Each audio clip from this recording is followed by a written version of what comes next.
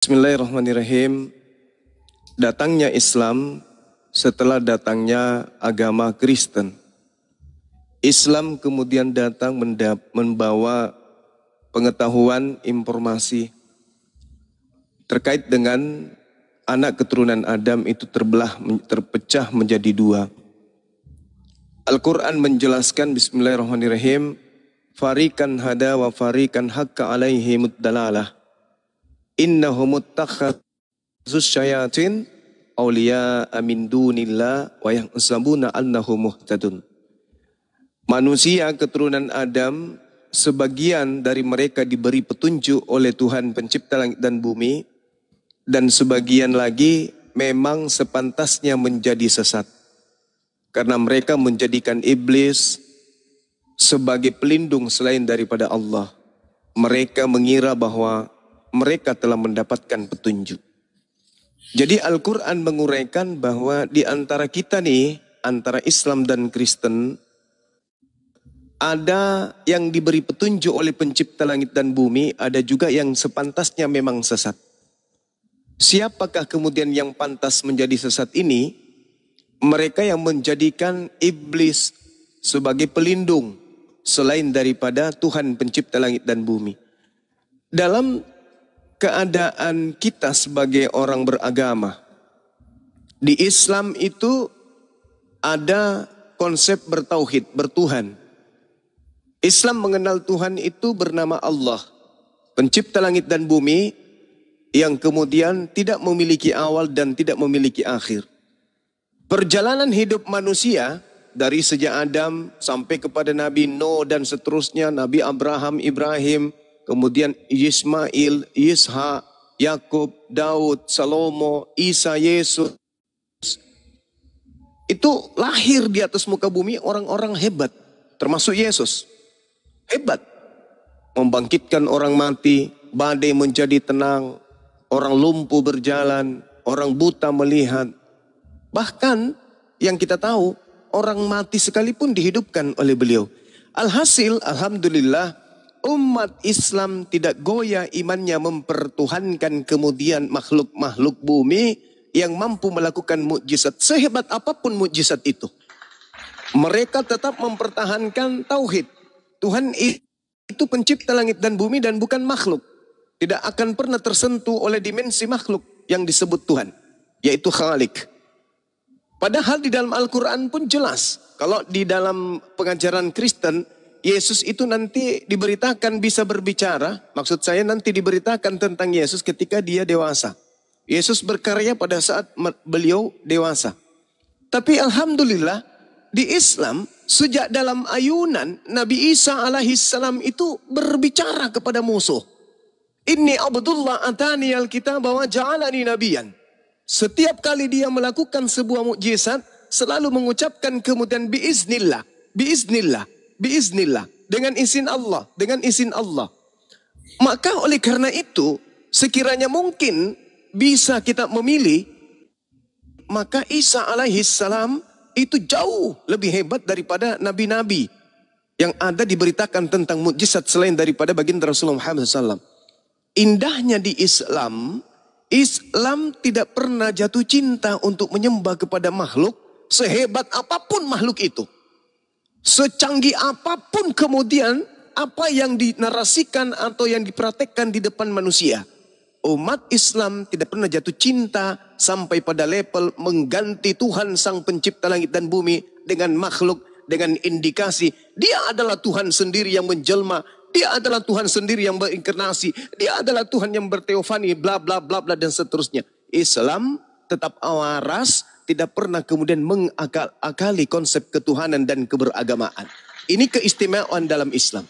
Alhasil, saya membaca data di dalam kitab saudara Kristen. Sesuai dengan apa yang dirasikan oleh Al-Quran. Al-Quran mengatakan bahwasanya inna ja'alna syayatin awliya'a lilladina la yu'minun.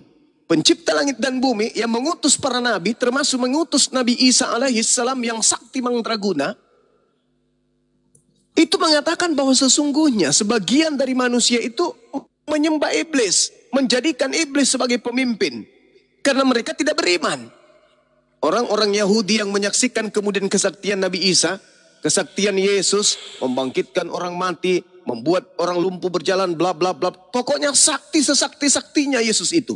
Tapi orang Yahudi yang sudah memiliki konsep bertuhan, tidak sedikit pun terbersit dalam pikiran mereka, dalam benak mereka, apalagi kemudian dalam tindakan, bahwa yang bermujizat depan mereka itu adalah Tuhan mereka. Tak ada. Bahkan ketika Yesus datang mempersaksikan banyak mujizat di tengah-tengah kaumnya, kaumnya justru sepakat untuk membunuhnya, bukan menyembahnya. Kenapa? Karena mereka telah datang kepadanya beberapa nabi, beberapa kitab untuk kemudian mengajarkan mereka tentang konsep Tuhan. Bagaimana dengan saudara Kristen? Aneh, lucu, gokil. Kenapa? Hanya gara-gara bangkit dari mati, jadi Tuhan dia. Hanya gara membangkitkan orang mati, hanya gara-gara berkata kepada aku telah diberi kuasa, pergilah jadikanlah semua manusia jadi muridku, aku gurunya. Jadi Tuhan dia. Kenapa bisa demikian? Karena Kristen itu 90% oknum yang ada di dalamnya, ajaran yang termaktub di dalamnya, itu bersumber dari kekaisaran Romawi yang memang adalah penyembah roh-roh, yang memang adalah penyembah makhluk, yang memang adalah ajaran politeisme. Politeisme dan Hellenisme Stoa. Mereka penyembah dewa-dewa.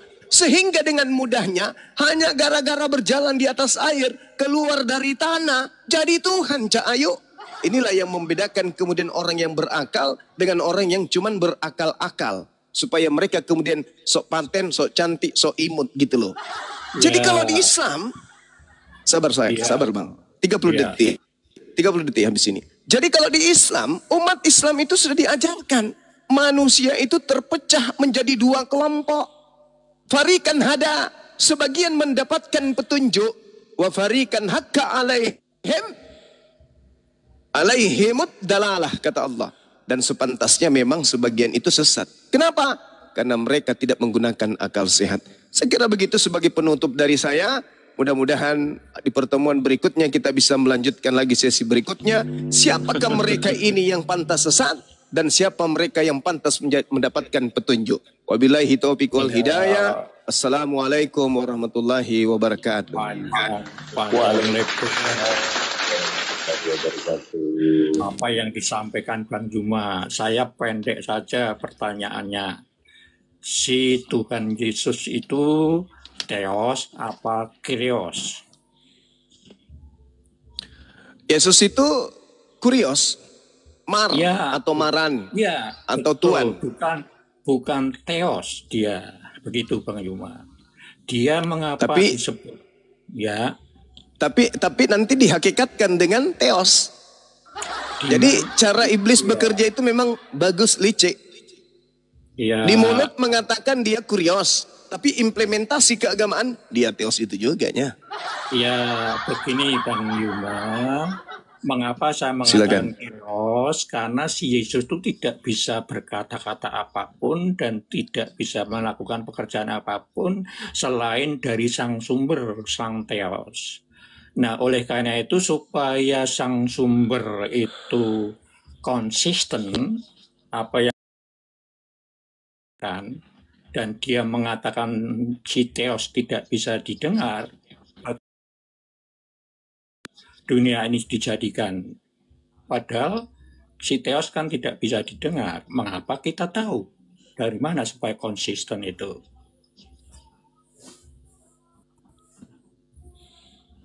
Gimana? Saya yang ditanya. Bukan begini. Ini pertanyaan. Iya, si Theos kan tidak bisa didengar kecuali yang mendengarkan anak. Yang mendengarkan bisa anak. Nah, supaya konsisten sang Theos itu tidak bisa didengar sejak kapanpun, bagaimana caranya supaya kita tahu bahwa Theos itu ada? Konsisten. Oke, baik. Jadi dalam konsep bertuhan agama samawi, siapapun yang turun dari langit itu makhluk. Kalau kedatangannya adalah kebaikan manusia, kemaslahatan manusia, maka dia utusan Tuhan. Kalau untuk menghancurkan manusia, maka dia utusan iblis. Ada dua itu. Makanya tadi saya katakan farikan hada wa farikan haqqa alaihimud dalalah. Jadi ada dua manusia ini. Ketika Yesus turun, Nabi Musa turun, Nabi Muhammad sallallahu alaihi wasallam itu turun untuk mengabarkan berita, menyatakan, mentafsirkan, mentadaburi kemudian firman yang diterima dari Tuhan untuk mereka ajarkan kepada kaumnya masing-masing. Maka kesalahan besar ketika kemudian seorang Yesus turun ke bumi, bermujizat di tengah-tengah kaumnya untuk mengajarkan mereka Bani Israel menerimanya sebagai utusan Tuhan. Tetapi ada kelompok dari kelompok murid-muridnya justru melantiknya menjadi Tuhan. Karena unsur pengaruh Roma, unsur pengaruh Yunani. Sehingga Yesus yang tadinya utusan Tuhan untuk Bani Israel dilantik naik kelas menjadi setara dengan Tuhannya Yahudi. Itu fakta, itu real. Ya, silakan. Itu apa yang menjadi jawaban pertanyaan pendek saya ya. Sebenarnya konsistennya adalah ya logos itu yang diutus untuk menyampaikan apa yang menjadi kehendak sang sumber supaya konsisten. Maka di dalam Yohanes 1 itu kan disebutkan di sana, di Yohanes 1:3 itu segala sesuatu dari si logos. Kemudian nabi-nabi siapapun kan sebenarnya juga tidak dengarnya dari logosnya itu, logos Allah begitu. Jadi konsisten sejak awal si Allah Bapa itu tidak bisa didengar, melainkan yang bisa didengar adalah logosnya. Nah, untuk mengetahui itu, maka untuk menyelamatkan umat manusia, si logos, si Theos itu mengaruniakan anaknya yang tunggal, begitu Bang Yuma, di dalam Yohanes 3:16 atau Yohanes 16:3 itu begitu. Nah, Bang Yuma kan juga sering mengatakan bahwa, oh ya silakan komentar.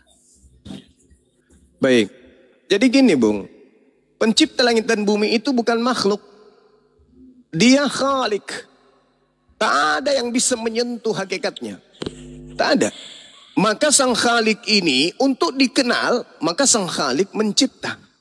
Di antara ciptaannya ada yang disebut manusia, diutus untuk menjadi pemimpin di atas muka bumi sebagai khalifah.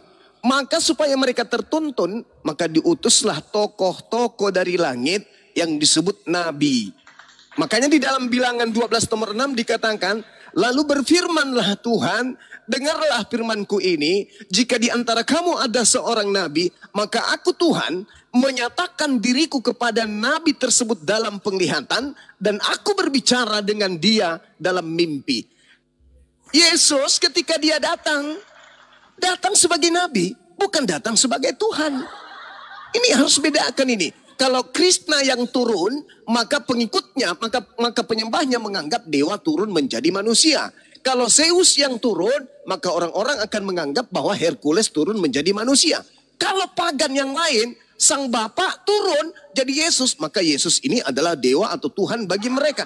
Ini orang yang di luar agama samawi, sah-sah saja. Karena manusia dikelompokkan menjadi dua. Ada yang dibiarkan tersesat. Nah sekarang, ketika Yesus turun di tengah-tengah Bani Israel, Anda membaca Yohanes 1:3.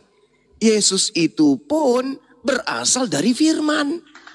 Segala sesuatu dijadikan oleh dia. Betul, termasuk Yesus dijadikan. Makanya dikatakan firman itu menjadi daging. Kenapa? Karena Yesus juga adalah dijadikan dari sang sumber. Sang sumber ketika ingin menciptakan, baca Yesaya 55:11. Aku berkata, apa yang keluar dari mulutku tidak akan kembali kepadaku sia-sia, sebelum apa yang aku katakan itu terjadi sesuai dengan apa yang aku inginkan. Mazmur 33:9. Aku hanya memberi perintah maka semuanya jadi. Aku hanya mengatakan jadi maka semua jadi. Innama amruhu idza arada shay'an ayaqula lahu kun fayakun. Makanya Yesus mengatakan dalam Yohanes 8:42, aku datang menjadi manusia. Sabar. Aku datang berbuat kau itu. Sabar. Saudara Edi, aku ingin tanya sama saudara. Apakah Yesus datang ke bumi atas kehendaknya sendiri atau bukan atas kehendaknya? Silakan. Anda jawab dulu. Jawab yang santai aja, Tony. Edi jawab. Apakah Yesus datang ke bumi atas kehendaknya sendiri atau bukan atas kehendaknya? Silakan. Itu dulu. Kalau dia Tuhan, maka dia turun ke bumi atas kehendaknya sendiri. Tolong kau tunjukkan kepada saya dalilnya Yesus turun ke bumi atas kehendaknya sendiri. Silakan. Iya, kehendak Bapa. Kehendak Bapa. Berarti Anda diam. Anda diam. Anda diam. Kau diam, diam dulu kau. Kau diam. Kayak ember mulutmu itu. Bung, diam. Nanti habis ini Anda lagi. Bang Antoni, biasanya nggak gitu Bang Antoni. Waduh. Habis ini Anda, saudaraku Edi, lembutkan hatimu, buka pikiranmu, mulutmu itu sudah mulai waras, tinggal otakmu aja. Kau yang paling pintar di dunia ini. Anda yang membantu saya menjelaskan barusan. Anda yang membantu saya menjelaskan barusan bahwa Yesus turun ke bumi atas kehendak Bapa. Selesai. Berarti bukan atas kehendak Yesus. Bukan atas kehendak Yesus, bukan? Iya, tapi dia berarti Yesus itu adalah makhluk ciptaan Tuhan yang berasal dari firman Tuhan. Rupa manusia, Filipi 2 ayat 6. Itu lain. Itu ajaran Paulus. Tunggu. Itu lain. Ditebus manusialah yang berdosa. Jangan Anda campur adukan ajaran yang sudah terkontaminasi dengan ajaran pagan Romawi Yunani dengan ajaran Yesus. Jangan. Yesus mengatakan, aku turun ke bumi bukan atas kehendakku sendiri. Sedangkan Efesus 2, Filipi 2, nomor 6, nomor 7. Dewa, sabar dulu bos. Sabar. Tenang Bang Antoni. Iya, nanti Anda tanggapi. Jadi Anda harus memisahkan antara ajaran Paulus dengan ajaran Yesus. Jangan Anda kawinkan. Dosa adalah maut. Itu ajaran Paulus. Sabar dulu. Si jual goblok ini ngomong terus. Bang Antoni katanya mau diskusi dengan gantian santai. Kita. Bang Antoni. Gantian. Panitia membayar saya 1 miliar lebih untuk saya hadir di sini sebagai narasumber. Tolong dihargai panitianya. Ya, sementara Anda hanya orang lewat jualan sayur, tiba-tiba numpang lewat di sini mendengarkan. Duduk yang tenang, saudara. Ini kita berbicara mengenai konsep keselamatan. Ya, sabar dulu. Jangan memaki. Jadi Yesusnya mengatakan, aku datang bukan atas kehendakku sendiri. Berarti dia lepas daripada hakikat pencipta. Dia bukan pencipta, dia tidak sehakikat dengan pencipta. Dia murni makhluk. Karena dia sudah mengurai ucapannya sendiri. Aku datang bukan atas kehendakku sendiri, tapi atas kehendak dia yang telah mengutus aku. Oke? Bagi orang berakal itu udah final. Lalu kemudian, ketika Yesus turun ke bumi, dia tidak bisa berbuat apa-apa dari dirinya. Berarti terurai, dia benar-benar adalah nabi dan rasul. Rasul untuk kaumnya Bani Israel. Nah, jadi ketika kemudian dikatakan dalam Bilangan 12 nomor 6, aku Tuhan berfirman, dengarkanlah perkataanku ini, jika ada seorang duta, jika ada seorang nabi, jika ada seorang rasul, maka aku akan menyatakan diriku kepadanya dalam penglihatan. Jadi Yesus berbicara itu karena Yesus melihat. Aku tidak berkata-kata dari diriku sendiri. Apa yang aku katakan adalah apa yang diperintahkan untuk aku katakan dan aku sampaikan. Makananku adalah apa yang aku mengerjakan pekerjaan sebagaimana aku melihat Bapa melakukan pekerjaan itu. Yohanes 4 nomor 34. Jadi Yesus ini melakukan tindakan berdasarkan terhadap petunjuk karena dia adalah seorang nabi, dia bukan seorang Tuhan. Makanya saya katakan bagi orang waras, apa yang dilakukan oleh Yesus itu hanya sebatas tindakan perbuatan seorang nabi yang diutus oleh Tuhan pencipta langit dan bumi di atas muka bumi ini. Ya, tapi orang-orang Roma, orang-orang Yunani yang memang sudah dari turun-temurun nenek moyang mereka diajarkan menyembah dewa-dewa, Yesus yang melakukan hal yang mukjizat begitu sudah dianggap dewa sehingga dia disembah oleh orang-orang Roma dan Yunani hingga sampai pengikutnya yang ada di Indonesia ini. Demikian. Oke Bang Yuma, panjang banget sampai ngantuk saya. Begini Bang Yuma, saya pendek-pendek aja. Theos itu siapa Bang Yuma? Theos itu tadi kan Theos itu dewa. Sang sumber, ya betul. Tapi bagi kami kan sang sumber segala sumber atau Bapa itu. Kemudian Kyrios adalah logosnya yaitu Yesus. Kalau logosnya berarti logos itu kan logosnya itu kan sudah berada sejak dulu kala. Sehingga yang didengar para nabi, yang didengar para utusan, yang didengar siapapun sebenarnya dari logosnya itu. Supaya konsisten, Bapak kan tidak bisa didengar. Maka mengutuslah logosnya untuk bersuara. Maka sejak dulu kala, sejak penciptakan, itu lewat perantaraan logosnya itu. Supaya konsisten bahwa Bapak itu tidak bisa didengar. Maka kita kenalnya itu ya dari logos itu. Kemudian dalam Yohanes 1:14, logos itulah menjadi daging. Supaya apa? Melakukan pekerjaan dan menyampaikan firman. Begitu Bang Iman. Kemudian kalau menyambung dalam Yohanes 16:13, setelah Yesus naik, setelah Yesus bangkit ke surga, dia kan minta utusan lain, yaitu roh kebenaran atau roh kudus untuk mendampingi yang percaya. Itu tercatat dalam kisah para rasul 2 itu. Sebenarnya itu, tetapi kan beda logos di dalam 16:13 menurut panjenengan. Dia adalah Jibril, katakanlah seperti itu. Itulah menjadi perbedaan-perbedaan yang sulit akan disatukan karena beda. Panjenengan juga sering mengatakan bahwa Yesus itu tidak disalib. Itu kan beda juga, karena di dalam Injil kan Yesus disalib. Sehingga alangkah bijaknya bahwa kita ini diskusinya hanya perbedaan pemahaman saja. Tidak usah divonis, begitu Bang Iman. Begitu Bang Iman. Oke, baik. Jadi ketika saudara mengatakan Yesus itu adalah Logos, sehingga Logos ini tadinya adalah bersama dengan Tuhan. Sebenarnya yang menggiring Anda mengatakan itu bukan Yesus. Karena kitab juga disebut Logos. Dalam Kisah Para Rasul 1:1, Theophilus, dalam Logos yang pertama, aku telah menulis tentang segala sesuatu yang dikerjakan dan diajarkan oleh Yesus. Kitab itu Logos juga. Apakah kitab itu adalah Tuhan? Maka Yesus sebagai Logos artinya dia penyampai firman. Kitab-kitab yang muncul di tengah-tengah kita di Indonesia ini adalah kitab-kitab penyampai firman. Tetapi mereka bukan Tuhan. Mereka bukan Theos, dewa, bukan. Kemudian buku-buku ini itu juga makhluk. Dia adalah benda, dia adalah ciptaan. Terdiri dari kertas dan tinta. Jadi dia bukan Tuhan. Yesus begitu juga adanya. Dia terdiri dari daging, darah, tulang, kulit, dan seterusnya. Maka dia bukan Tuhan. Tidak ada dikatakan Yesus itu firman. Gak ada. Yesus itu makhluk yang berasal dari firman. Makanya di dalam Matius 4:4, kita semuanya juga ini adalah firman yang keluar dari mulut Tuhan. Yesus mana ada berupa daging keluar dari Tuhan? Gak ada.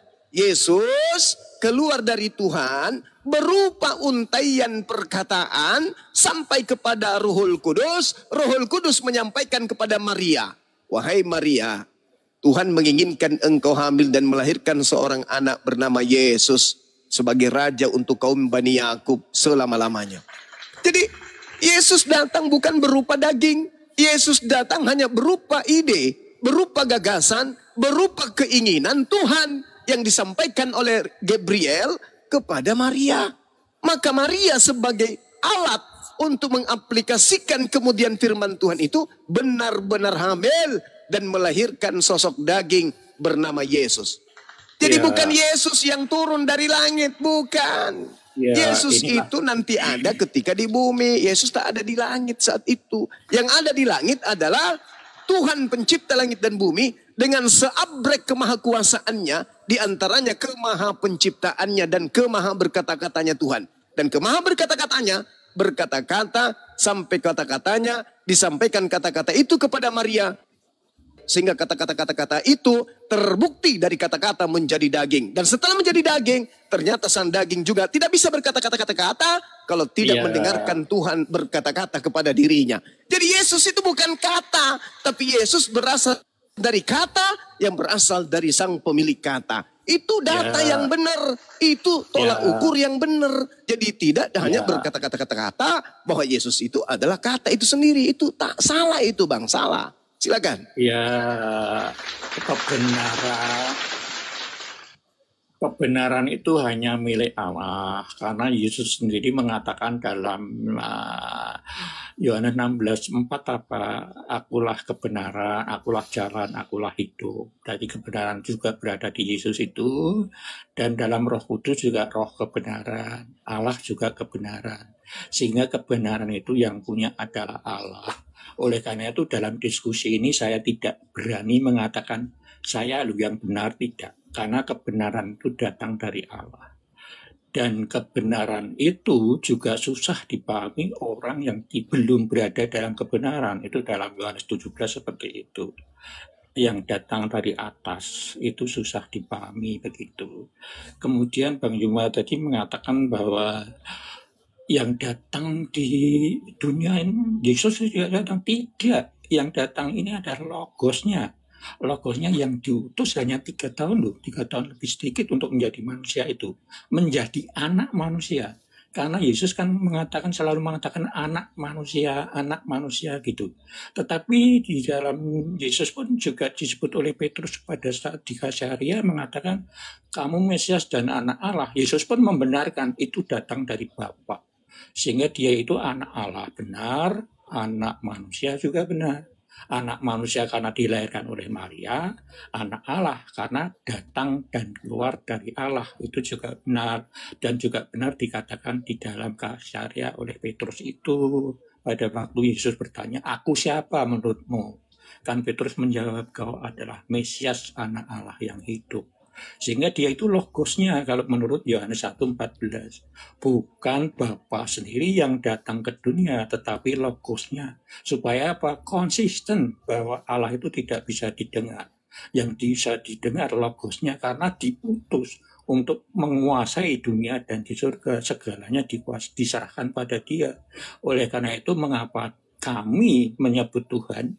Karena dia diberi kuasa, segala kuasa di dunia dan di surga. Dan mengapa Yesus mengatakan Bapa Tuhan?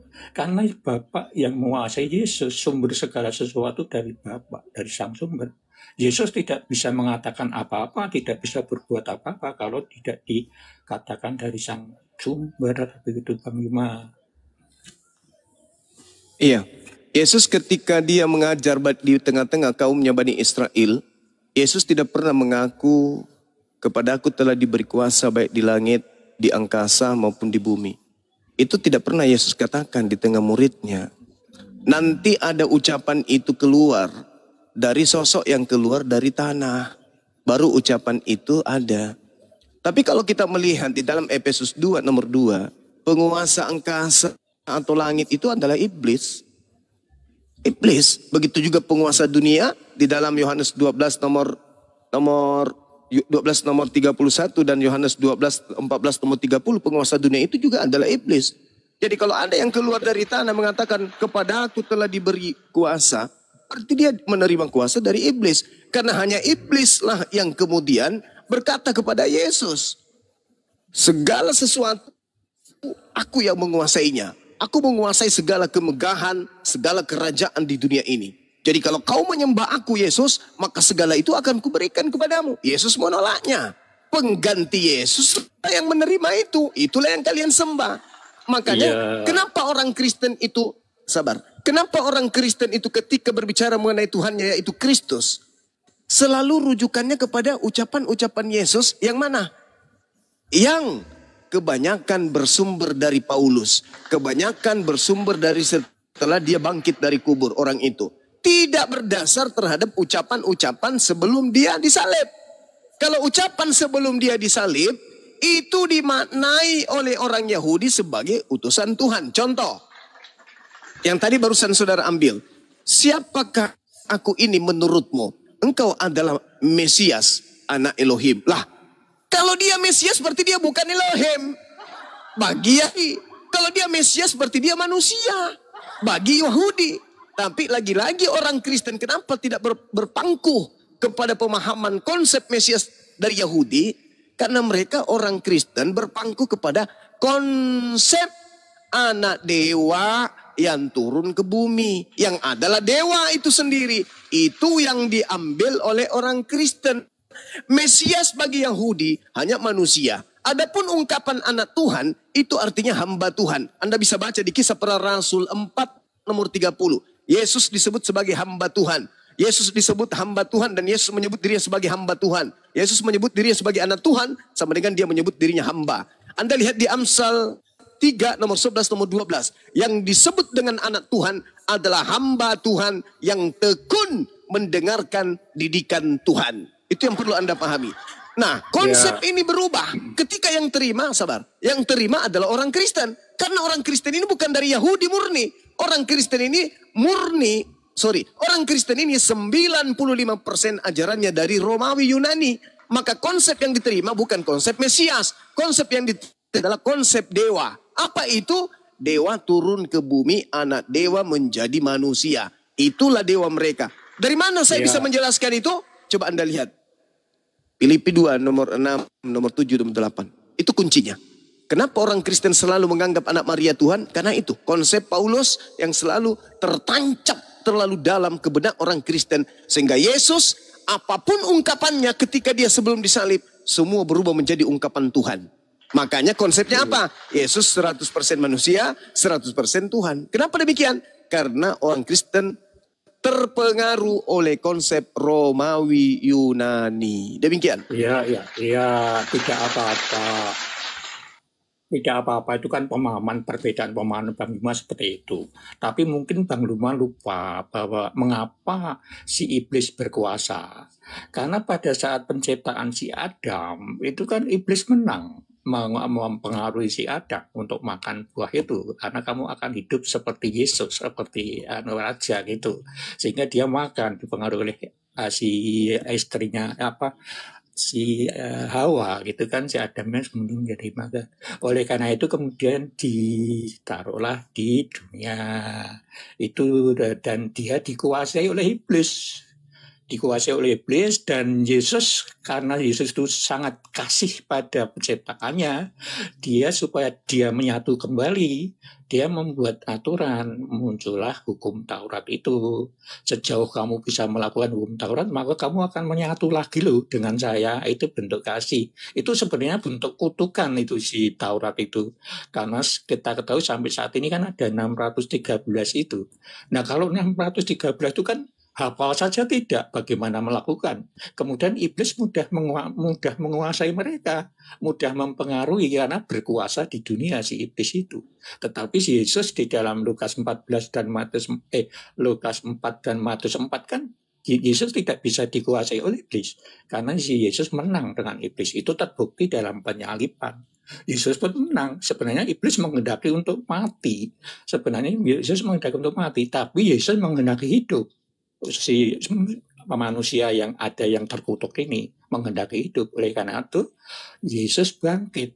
Itu bukti kuasa kembali ke Yesus. Oleh karena itu ada perjanjian baru yang namanya kasih karunia. Kemudian Bang Yuma mengatakan yang muncul dari kubur adalah iblis. Ya monggo saja, itu kan memang kebenaran. Saya katakan kebenaran itu sulit dipahami bagi yang belum berada dalam kebenaran. Selalu membenarkan pendapat diri sendiri. Saya tidak mau itu membenarkan pendapat saya karena kebenaran ada pada sang kuasa, sang sumber segala sumber itu. Begitu Bang Yuma. Iya. Jadi di atas muka bumi ini hanya ada dua entitas yang ingin disembah oleh manusia. Ada dua entitas di atas muka bumi ini yang ingin disembah.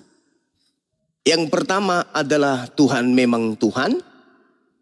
Yang kedua adalah iblis yang menyamar Tuhan atau iblis yang menyamar menjadi Tuhan itu sendiri. Bagaimana dengan Yesus? Ketika dia datang sebagai pengajar di tengah-tengah kaumnya Bani Israel, adakah Yesus mengajarkan dirinya untuk mengkudeta Tuhannya? Adakah Yesus menyatakan dirinya sebagai Tuhan? Adakah Yesus mengajar Bani Israel untuk menuhankan dirinya? Boro-boro mengajak kaumnya Bani Israel menuhankan dirinya. Mengajak Bani Israel untuk menjadikan dirinya sebagai malaikat dewa saja, dewa penolong saja, itu Tidak.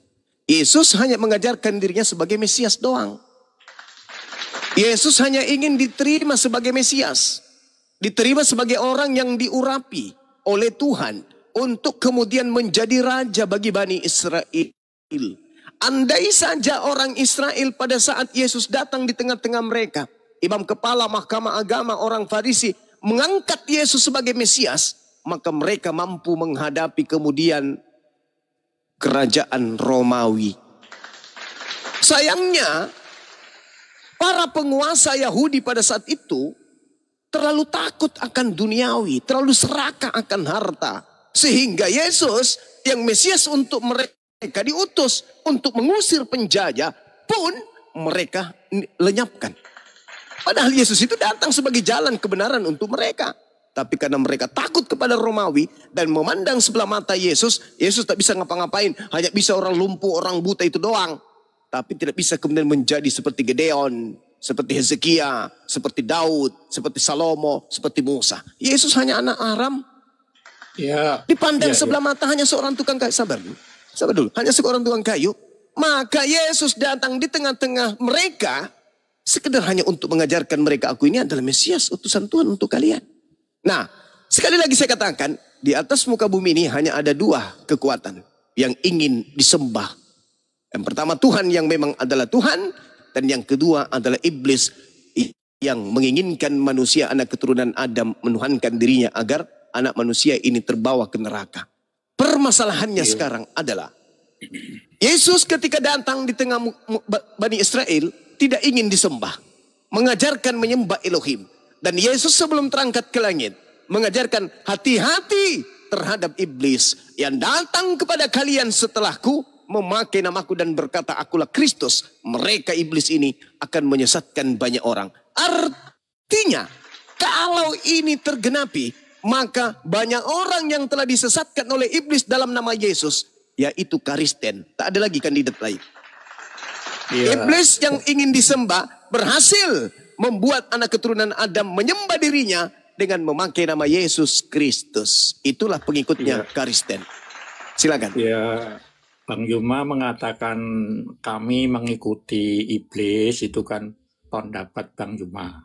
Tadi saya mengatakan bahwa kebenaran itu yang datang dari Allah dan tidak bisa dipahami oleh orang yang belum berada dalam kebenaran. Itu ada ayatnya, tapi lupa saya di mana. Kemudian saya tadi mengatakan Yesus itu bukan Theos. Tadi kan Bang Yuma juga mengatakan Yesus bukan Theos, tetapi dia adalah Kyrios. Atau kalau zaman dulu diterjemahkan Tuhan. Kalau zaman akhir-akhir ini memang diterjemahkan Tuhan.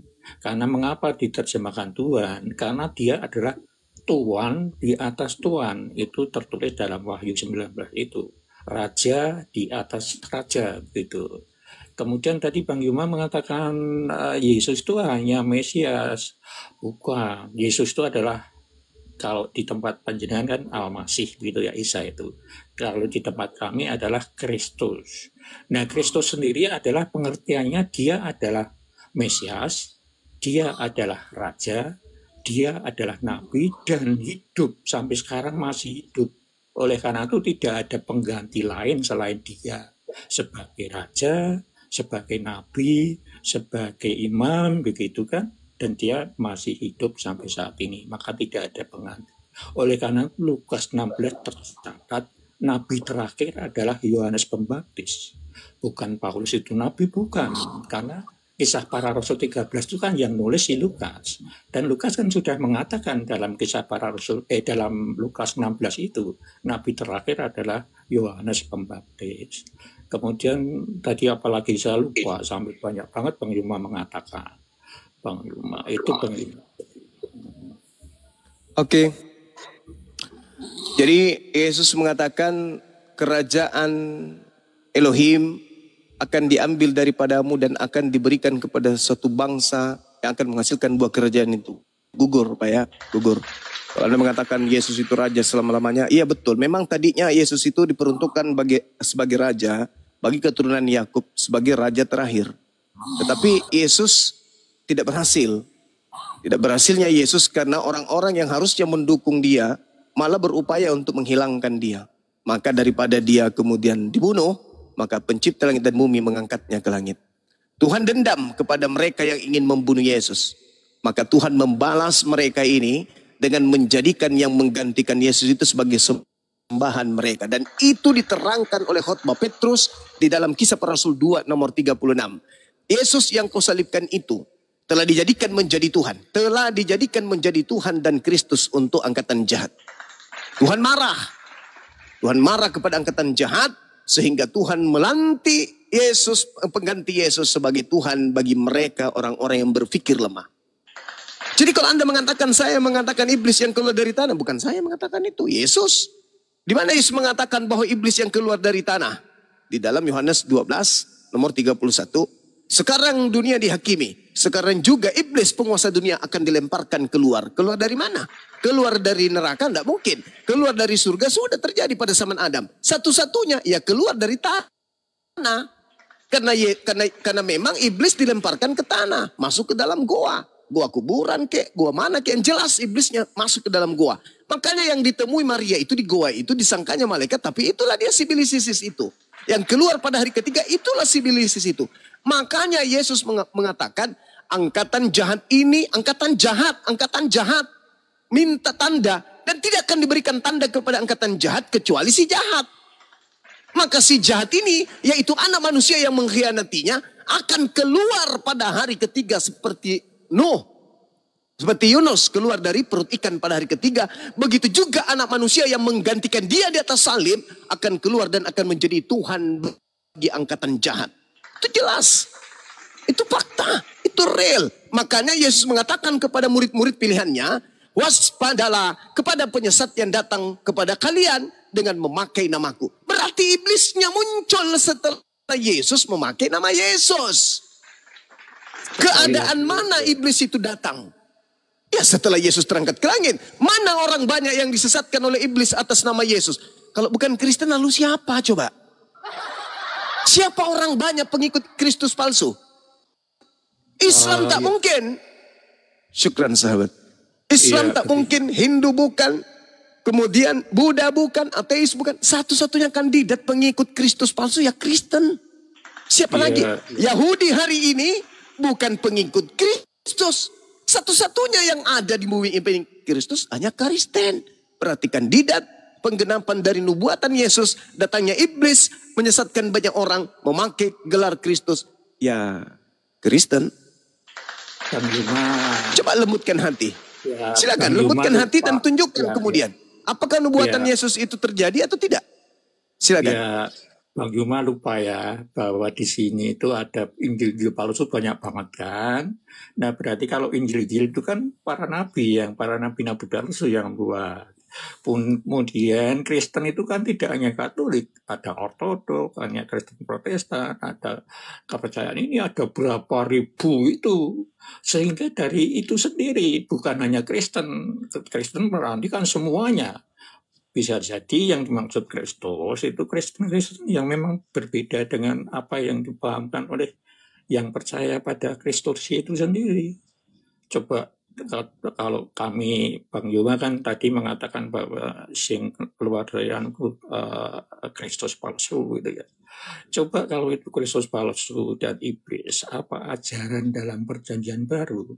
Karena itu kan disampaikan dalam perjanjian baru. Di mana itu letak ajaran yang menyesatkan atau katakanlah ajaran iblis? Karena buah-buah roh itu nyata oleh Paulus di sana dikatakan orangnya harus sabar, berada dalam kebenaran dan sebagainya. Apakah iblis mengajarkan seperti itu? Begitu Bang Yuma. Oke, baik. Jadi ketika saudara mengatakan hal yang sama tadi, 1 Korintus 12:28, Paulus mengatakan di dalam jemaatnya itu ada nabi-nabi. Berarti di tengah-tengah agama Kristen ini banyak nabi-nabi, kata Paulus. Jadi bukan Yesus sebagai nabi terakhir atau siapapun itu yang Anda katakan nabi terakhir tadi, Yohanes. Nah, sekarang begini. Anda mengatakan bahwa apa pembedanya?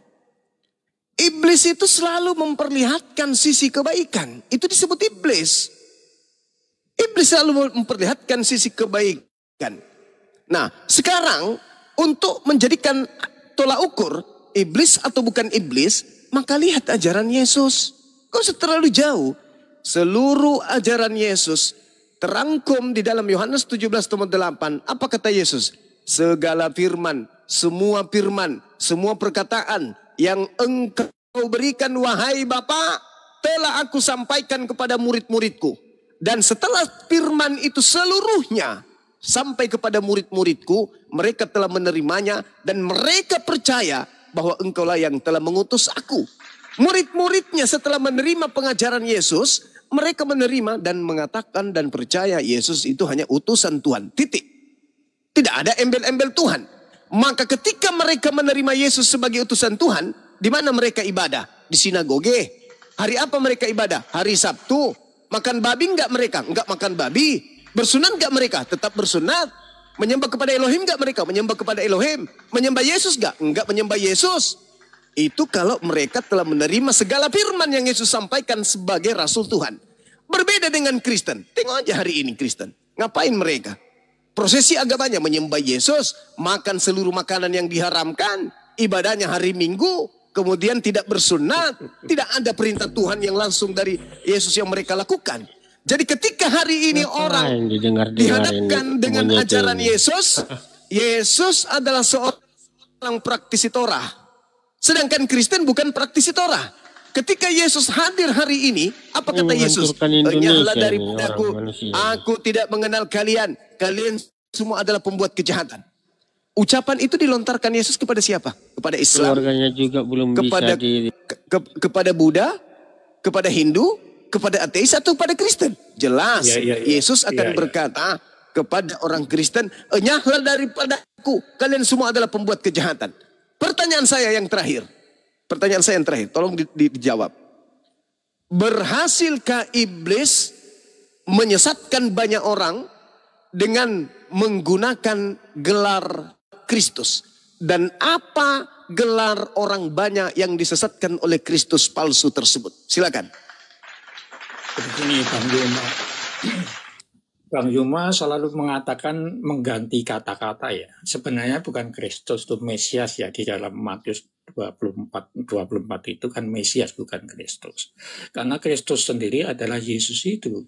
Tadi saya katakan Kristus itu adalah dia nabi, imam dan raja, begitu Bang Yuma, dan masih hidup. Oleh karena itu dia penggantinya. Karena tadi dikatakan banyak nabi-nabi ya, barangkali nabi-nabi yang katakanlah itu yang semacam dukun atau semacam terawang apa gitu, atau nabi-nabi palsu memang banyak. Tadi saya katakan bahwa nabi-nabi palsu itu banyak karena juga Injil-Injil yang palsu kan banyak, itu terdokumen di Vatikan sana, tidak semuanya dan masih banyak Injil-Injil yang palsu.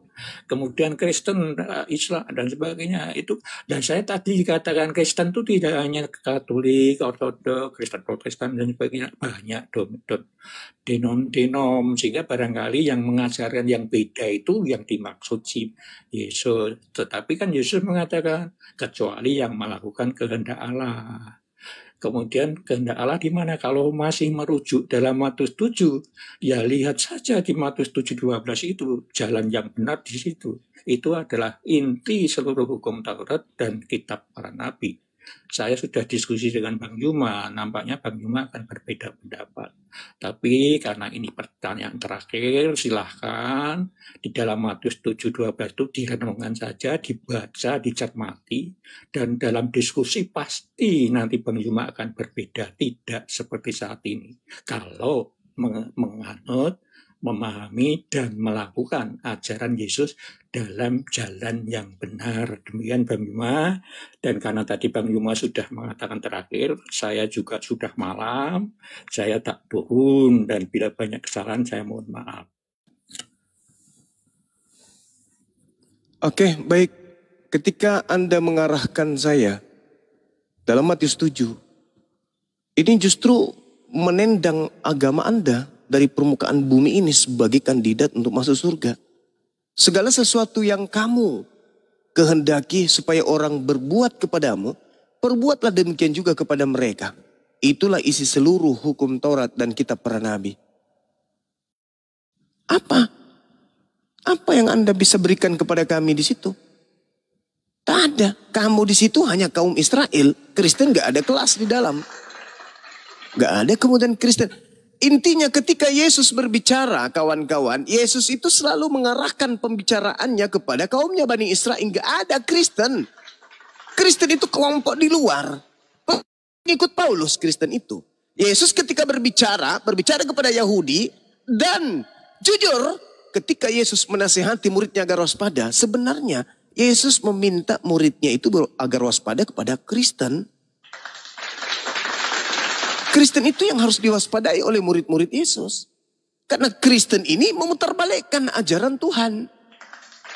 Itu sebenarnya kalau kita mau jujur, yang harus diwaspadai oleh orang Yahudi dalam hal ini adalah Kristen sedunia.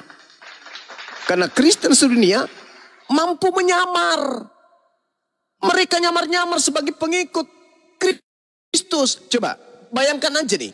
Bayangkan di tengah-tengah manusia yang hidup di zaman modern saat ini. Masakan ada orang yang mengatakan Mesias dan Kristus itu berbeda. Memutar balik kata katanya. Wah, Kristus itu Mesias. Mesias itu Kristus. Cak Ayu.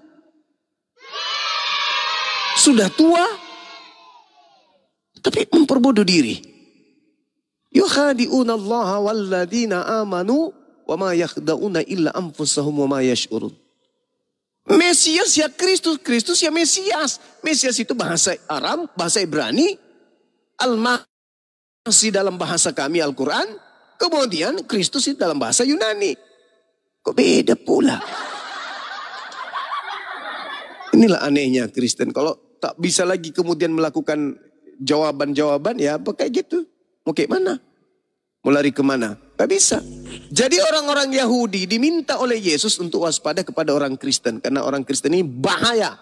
Lebih bahaya daripada narkoba. Itulah orang Islam Kristen yang bahaya. Di mana-mana jadi musuh. Coba Anda tunjukkan di dalam Bible Perjanjian Lama dan Perjanjian Baru. Di mana Tuhan mengajarkan agar waspada kepada ajaran Shalom. Silakan. Ingat Islam Shalom. Silakan. Kok Shalom? Mana ada Shalom? Ya, Shalom bahasa Aramaik. Bahasa Aramaik itu jelas adalah bahasa serumpun dari keturunan Abraham. Jangan samakan keturunan Abraham memiliki tiga. dengan Shalom, nggak beda itu. Kau itu. Loh, kau dari mana? Kau bukan orang Yahudi. Hei. Abraham itu memiliki tiga bahasa keturunannya. Yang pertama Ibrani, yang kedua Aramaik, yang ketiga Arab. Nah, kau bahasa Yunani, Tuyul. Bahasa Yunani itu bahasa pagan. Kami punya bahasa itu ada tiga. Ya, Ibrani, Arab, dan Arab. Jawab. Yunani itu nggak masuk. Yunani itu bahasa pagan. Maksudnya bahasa yang digunakan agama pagan. Nah, agamamu dari sono, cak kangkung. Sok-sokan. Dan tempurung. Wah, otakmu itu yang kayak tempurung. Satu aja kutanya. Satu aja. Diciptakan di mana coba? Jawab. Adam diciptakan di surga. Kenapa emang? Adam dicipta di surga. Di dalam agama Yahudi Adam dicipta di Gan Eden. Di dalam Kristen. Di dalam Kristen Adam diciptakan di mana? Ayo. Jangan kau pakai kitabnya orang Yahudi. Mana ada di surga di dalam kitabmu? Di langit, Tuyul. Selamat malam. Di agamamu itu Adam dicipta di langit. Dasar pemakan babi. Jadi teman-teman, kenapa Tuhan melarang kita makan babi? Supaya otak kita itu tidak berotak babi gitu. Saya stresnya karena saya tidak ingin anak-anak Indonesia itu menjadi keturunan setan. Ya apa urusanmu? Singkat saja dirimu sendiri. Oh nggak bisa dong, nggak bisa.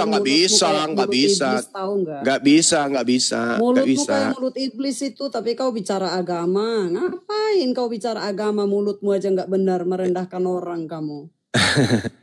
Bagaimana orang ini kita berbicara mengenai lintas agama, Bu. Menghargai orang. Kalau nggak bisa kau menghargai orang, jalan ke surga. Makanlah baik yang baik kata Zuma jalan ke surga. Jangan kau tapi Zuma yang sudah gila. Al-Quran saya yang kubahas. Kristen ya. Bodoh kau. Al-Quran saya yang kubahas ini. Kau itu bodoh, suruh orang pakai tai. Al-Quran kau bahas, Alkitab kau bahas, terus Bibel kau bahas. Ini Al-Quran saya yang kubahas. Jangan kayak pasar, gantian. Di mana Al-Quran saya membahas tentang agama yang dilaknat oleh pencipta langit dan bumi. Gak bisa karena Al-Quran saya juga membahas agama. Gak bisa. Jangan kau paksakan. Tidak boleh. Tidak boleh kau memaksakan kehendakmu terhadap agama lain. Gak boleh, Bung. Agama saya itu membahas kitabmu. Agama saya itu membahas kalian orang-orang kafir. Ya, agama saya membahas kalian bagaimana? Kau bahas kalau orang kafir ngapain kau ya, bahas? Karena kitab saya membahas itu. Saya Islam, agama saya dilindungi di negara ini. Berarti saya punya hak berbicara tentang kalian. Dan Al-Quran saya bercerita tentang kalian. Cek lagi Al-Quranmu itu benar enggak itu. Jangan kau selalu itu kalau menghina jago. Itu kalau menghina jago. Islam kau bilang menghina jago dia. Salom apaan agamamu? Menghina jago. Menghina jago yang dia. Selalu menghina orang tapi ngaku ustadz. Belajar lagi kalian. Tadi barusan dia menghina Al-Quran. Menghina Al-Quran dia barusan dia enggak sadar. Gak ada menghina Al-Quran. Bilang aja kalian tidak punya daya lagi untuk mengajarkan agama kalian di depan umum. Karena agama kalian tidak masuk akal. Gitu loh. Agamamu tidak masuk akal makanya nggak laku di Nusantara ini, Cak Ayu. Makanya kau sakit hati. Saya membahas agamamu itu karena agama saya, kitab suci saya membahas agamamu. Lucu. Kitabmu juga membahas agamaku. Tetapi bagusnya di kitabmu membahas agamaku sebagai agama yang benar. Sedangkan agamaku membahas agamamu sebagai agama sesat. Itu makanya kau sakit hati. Coba kau cerita. Apa yang Yesus wariskan? Keselamatan kan? Ya berarti Islam. Islam itu artinya selamat. Yesus tidak mewariskan karisteng. Karisteng itu pengikut Kristus. Kalau kita melihat daripada nasihat-nasihat Yesus, kita harus waspada kepada pengikut Kristus. Karena kenapa? Setelah Yesus, pengikut Kristus yang muncul adalah Kristus palsu. Makanya dia makan babi, makan anjing, makan monyet, makan kera, makan semua-semua. Nah, itu pengikut Kristus palsu. Nonotnya tidak disunat, itu pengikut palsu. Menyembah kepada manusia bernama Kristus, itu Kristus palsu. Ibadahnya hari Minggu, itu Kristus palsu.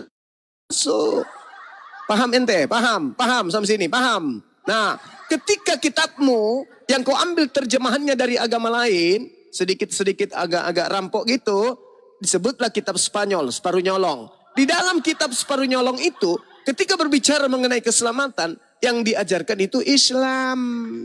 Yeremia 29 bercerita, aku Tuhan sungguh mengetahui rancangan-rancanganku tentang manusia.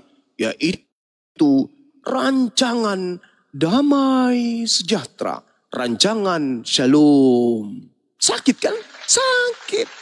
Ternyata secara gramatikal shalom ini merujuk kepada Islam. Aduh sakitnya. Oh my God.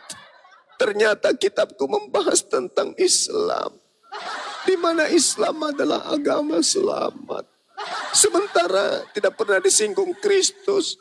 Adapun singgung Kristus itu hanya menyinggung tentang pengikut Kristus palsu. Oh mama halilintar. Ayo silakan. Yang mau ditambal kepalanya dari pihak OT naik ke sini. Kenapa? Kita masih ada kok Juma? Kok botol kali kau Juma?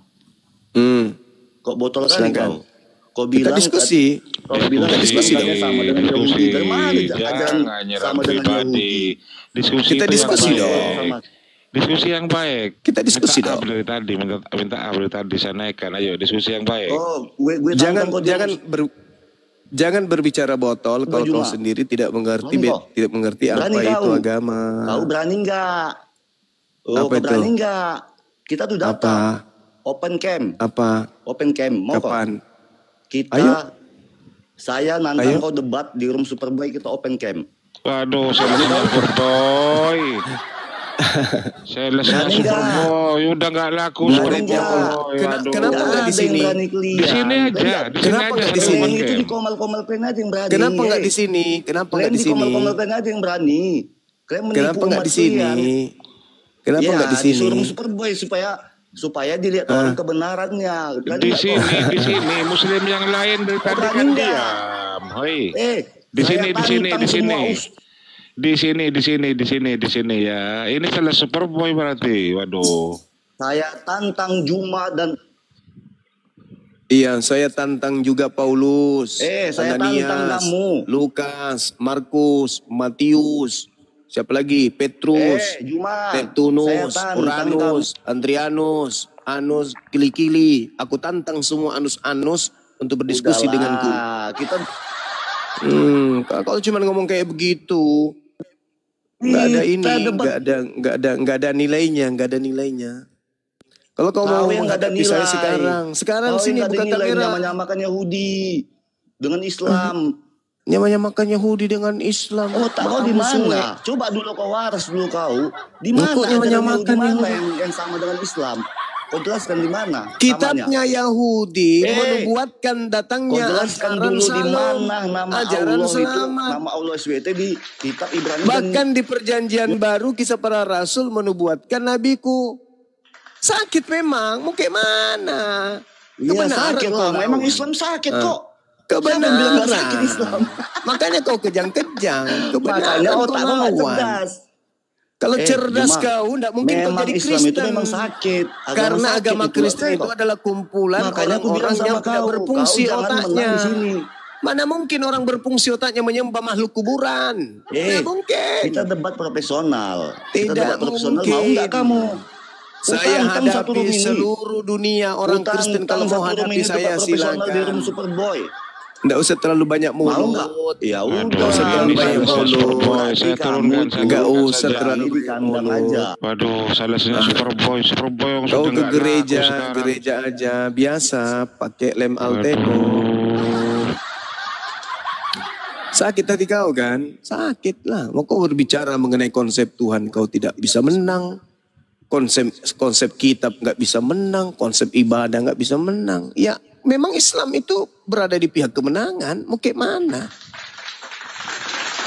Kalian belum bertarung, kau sudah duduk pada posisi kalah. Jadi yang hanya sakit hati, gondok, benci, dendam, emosi, itu aja. Itu aja. Gimana? Kau mau lawan saya argumentasi, argumenmu kacau. Mau lawan saya pembekalan materi tentang Bible, kau nihil. Kau mau bahas apa denganku?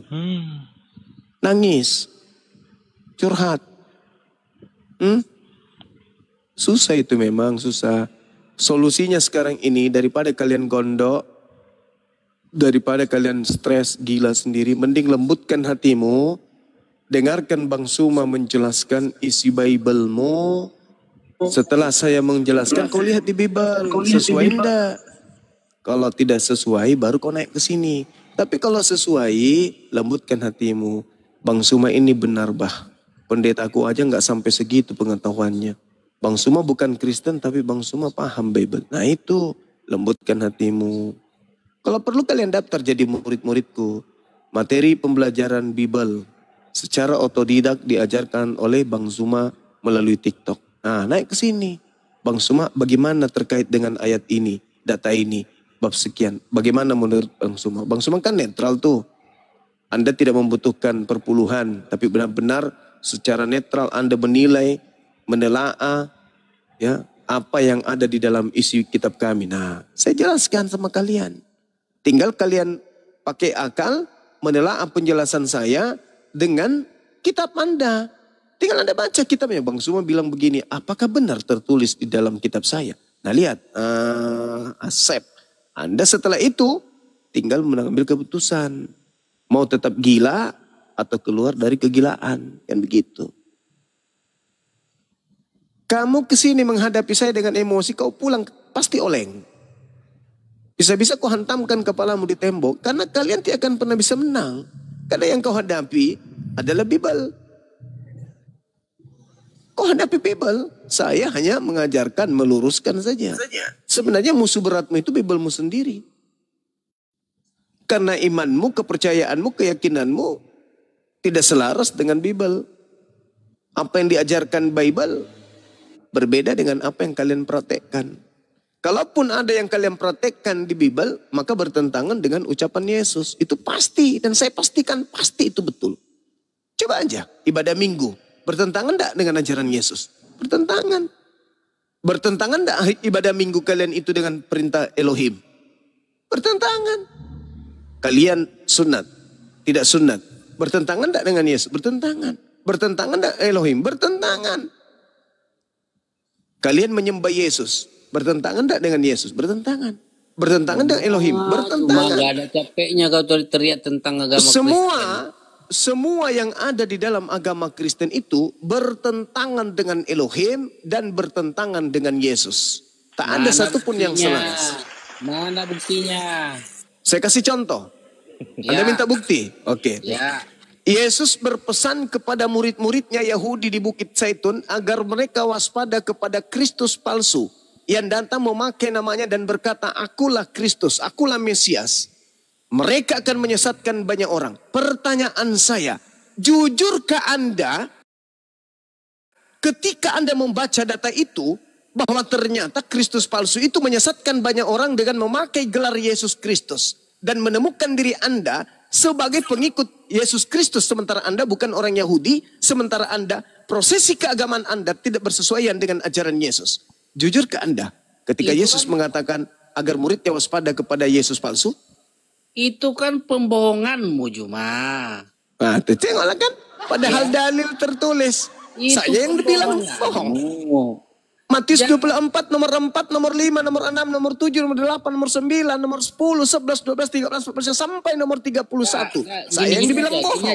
Gini aja Juma. Coba, tengoklah orang Kristen ini. Nambah ilmu lagi, ilmu marketing Kristen. itu. Kau tambah lagi ilmu marketingmu itu biar kau lihai di dalam merekrut manusia yang bodoh. Apa? Manusia-manusia pintar yang keluar dari Kristen, yang bodoh kayak kau itu masih tetap di Kristen. Sekarang pertanyaan saya apa? Pertanyaan saya apa? Karena pertanyaan saya apa tadi? Apapun yang ada di dalam Bible ataupun yang dijalani Yesus Kristus itu adalah dia di dalam konteks nubuat Juma. Nubuat nenek musuh, matamu suwe. Mana nubuat apa? Juma, kamu mau ambil nubuat dari mana? Inilah kelihayan Kristen ini. Sedikit-sedikit nyebut. Emang itu kitab lo. Hanya bisa. Seenak perutmu mengatakan ada nyebut. Sedikit-sedikit nyebut. Coy. Kelas Kristen. Sedikit-sedikit lari ke kitabnya Yahudi. Menjual agama pagan Romawi dengan menggunakan nubuat-nubuat katanya dari kitabnya Yahudi. Kau kurangnya di mana? Di ilmu marketing Zuma. Ilmu marketingmu kurang. Kau tahu nggak kalau yang syahadat melalui saya itu alhamdulillah itu sudah hampir ribuan manusia. Kau tahu nggak? Bukan kawan. Kau marketing saya berhasil dong. Bukan, enggak. Kau kalau besok malam saya kau lihat nih. Besok malam saya akan mensyahadatkan satu orang Cina lagi. Paham kan? Ya. Besok malam undanganku, jadwalku sudah ada untuk mensyahadatkan orang. Kau itu juga hebat, mantap. Kurang dalam ilmu marketing. Udah, kau turun. Kau ke gereja seperti biasa, kau cipok lubang pantat pendetamu, mudah-mudahan kau bisa sehat. Karena hanya dengan begitu kau bisa sembuh. Roy, selamat malam Roy. Itu kayak begitu Bang Juma nggak bisa sembuh. Dia udah lakukan. Ya, makanya suruh cipok lubang pantat pendeta biar dia rasa. Nggak sembuh juga kalau itu, nggak sembuh. Harus pantat monyet. Ya supaya pantat monyet. Iya baru sembuh. Susah kali lah. Kita kasih data. Kalian ini kejang-kejang itu akibat daripada apa? Akibat karena kuasa kegelapan yang ada dalam kalian itu meronta-ronta. Kuasa apa lagi coba? Kalau bukan kuasa kegelapan yang menghantarkan kalian menyembah kepada anak orang. Adakah anak orang tersebut mengajarkan supaya dia disembah? Nggak ada. Kuasa apa yang membuat kalian kemudian berbondong-bondong kompak kali hari Minggu masuk ke sebuah gedung menyembah ke dia? Kuasa apa? Perintah tak ada. Ajaran dari Yesus tak ada. Apa coba kalau bukan kuasa kegelapan? Nah, makanya ketika kau berhadapan dengan kami apologet Islam, kalian kejang-kejang. Kenapa? Kuasa kegelapan dalam diri kalian itu ngamuk. Sengamuk-ngamuknya. Itu. Ayo naik ke sini diskusi. Pakai akal, gunakan akal kalian. Kemudian ketika saya membawa data, baca data itu dengan akal. Jangan dengan kebencian. Baca data yang ada dalam Bible kalian itu. Sederhana kok. Kalian mau waras tinggalkan dogma. Pakai akal kalian. Saya pastikan kalian waras. Tidak bisa kami tidak membahas. Gimana Bang Andi, silakan. Mohon maaf Bang Jema. Kalau OTN yang tadi akalnya udah digondol iblis, jadi mohon maaf. Jadi gak usah lagi sama dia ya. Iya, itu memang ada dalam kitab mereka itu. Korintus 10 nomor 25 dan seterusnya. Itu memang ada fakta, itu fakta. Tidak bisa kami tidak membahas kitabmu, gak bisa. Karena Al-Quran yang kemudian mengurai ajaran Islam itu diurai melalui Al-Quran. Al-Quran kami yang menjelaskan itu. Jadi kami tidak bisa meninggalkan kemudian kaidah yang ada dalam Al-Quran.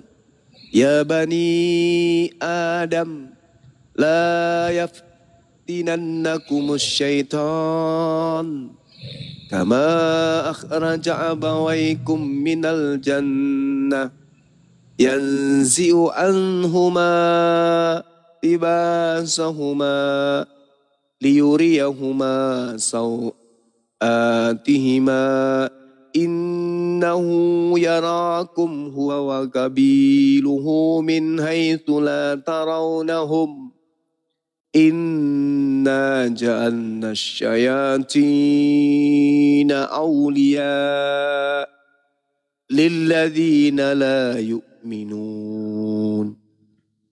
Al-Quran yang mengurai itu. Seruan daripada Al-Quran. Wahai anak keturunan cucu Adam. Wahai keturunan anak cucu Adam. Janganlah sampai kamu tertipu oleh iblis. Sebagaimana halnya iblis telah mengeluarkan ibu bapakmu dari surga. Dengan menanggalkan pakaian keduanya. Untuk memperlihatkan aurat keduanya. Sesungguhnya iblis dan pengikutnya dapat melihat kamu dari suatu tempat yang kamu tidak bisa melihat mereka. Sesungguhnya aku Tuhanmu telah menjadikan iblis-iblis itu sebagai pemimpin bagi orang-orang yang tidak beriman. Jadi sebenarnya kami bukan murni melawan kamu. Sebenarnya kami melawan kuasa kegelapan yang ada di dalam kalian. Ini Quran saya toh. Yang menjelaskan itu. Maka kalian tidak bisa membatasi kami. Negara ini menjamin kami berislam sesuai dengan apa yang ada dalam kaidah Islam. Maka kami bisa menyampaikan itu. Bisa. Itu dalil kitab suci kami. Tidak bisa kau bantah. Sama seperti dalam kitabmu juga kau boleh. Itu hakmu menyampaikan. Menyampaikan apa yang ada dalam isi kitabmu silakan. Kami tidak larang. Tapi ketika kita bertemu kemudian. Maka jangan kemudian sensi ketika kita saling membahas. Gitu loh.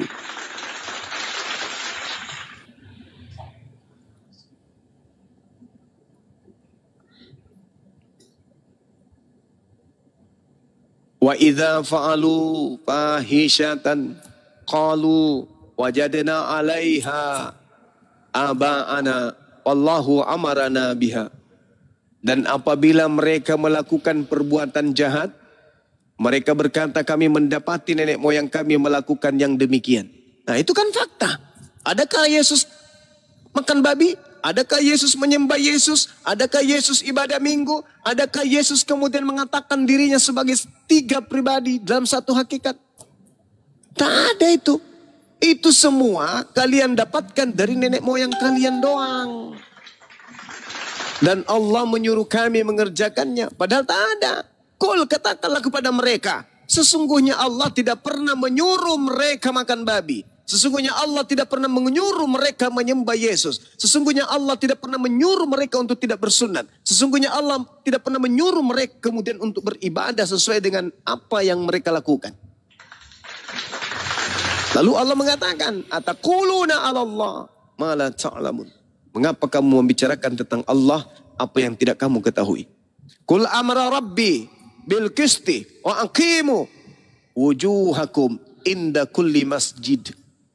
Katakanlah, Tuhanku menyuruhku berlaku adil. Hadapkanlah wajahmu kepada Allah pada setiap ibadah, pada setiap solat. Dan sembahlah Allah dengan mengikhlaskan ibadah semata-mata hanya kepada Allah. Kamu akan dikembalikan kepadanya sebagaimana kamu dulu diciptakan dalam keadaan suci. Farikan hada wa farikan haqqa alaihimud dalalah. Sebagian diberinya petunjuk dan sebagian lagi sepantasnya menjadi sesat. Jadi anak Adam itu dua kelompok. Yang satu diberi petunjuk. Siapa mereka yang diberi petunjuk? Mereka yang menggunakan akal sehat. Siapa mereka yang pantas menjadi sesat? Mereka yang lebih mengedepankan doktrin dan dogma daripada akal sehat. Kemudian setelah mereka jatuh pada keadaan sesat ini, innahum ittakhazus syayatin auliya. Maka aku Tuhan menjadikan iblis-iblis itu sebagai pelindung, sebagai pemimpin, sebagai gembala mereka selain daripada aku, kata Allah. Min dunillah wa yahsabuna annahum muhtadun. Dan mereka mengira bahwa mereka mendapatkan petunjuk. Mereka ke gereja itu serasa mereka ini adalah petunjuk loh. Makan babi itu mereka menganggap ini petunjuk loh. Menyembah Yesus mereka menganggap ini petunjuk loh. Padahal semua yang mereka lakukan dalam prosesi keagamaan sama sekali tidak ada petunjuk dari Tuhan. Itu mereka buat-buat sendiri, ikut-ikut doang kepada nenek moyang mereka. Itu yang terjadi. Makanya Al-Quran itu sangat-sangat luar biasa ketika menjelaskan hal tersebut. Al-Quran mengatakan itu. Wa yahsabuna annahum muhtadun. Mereka mengira bahwa mereka mendapat petunjuk. Andai saja mereka tidak mengira mereka mendapatkan petunjuk, mustahil mereka masih di Kristen. Tapi karena mereka merasa mendapatkan petunjuk, maka mereka tetap ada di dalam Kristen. Anehnya, ketika kita minta mana petunjuk itu? Tunjukkan mana petunjuk itu. Untuk menyembah Yesus mana petunjuknya? Mana perintahnya? Tak ada. Tak ada. Untuk ibadah minggu, mana perintahnya?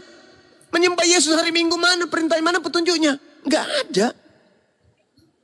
Jadi mereka hanya merasa mendapatkan petunjuk. Padahal sebenarnya kalau kita cari mana petunjuk itu, ternyata enggak ada.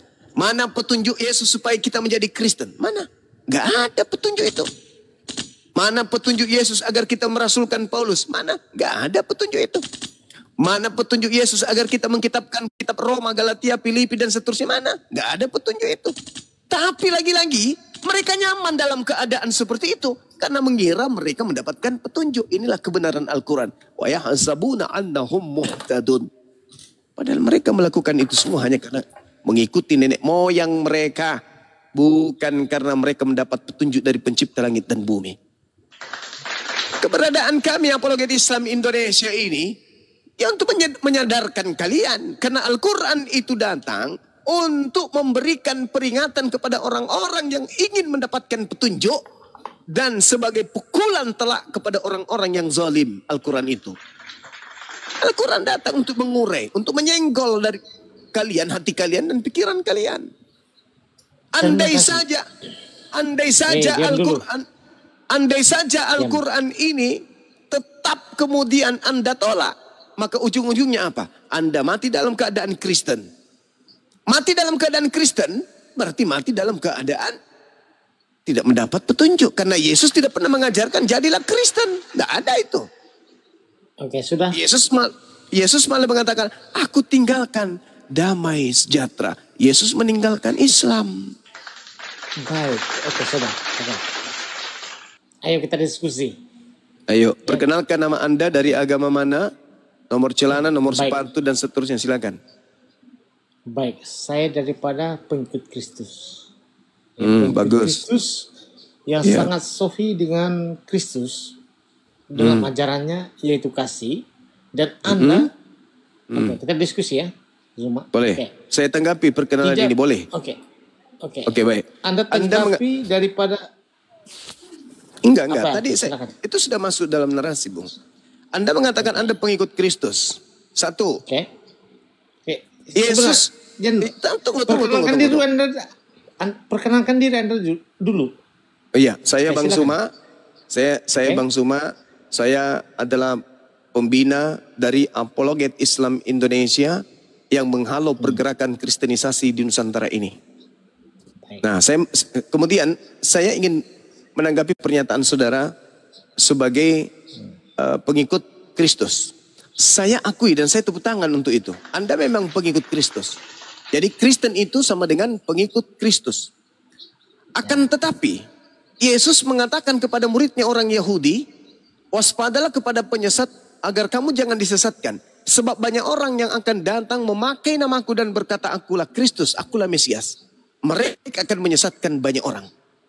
Nah, kemudian Anda mengatakan bahwa ajaran Kristus itu adalah kasih. Ingat, ajaran kasih sebentar ya, sebentar. Sebab begini, Zuma, sebentar ya. Karena Anda ini terburu-buru nih, kita belum tahu apa yang kita mau diskusi, tapi Anda terburu-buru ke sana. Pengikut karena Kristus itu membawa kepada Muhammad itu sebenarnya itu. Tema apa dulu?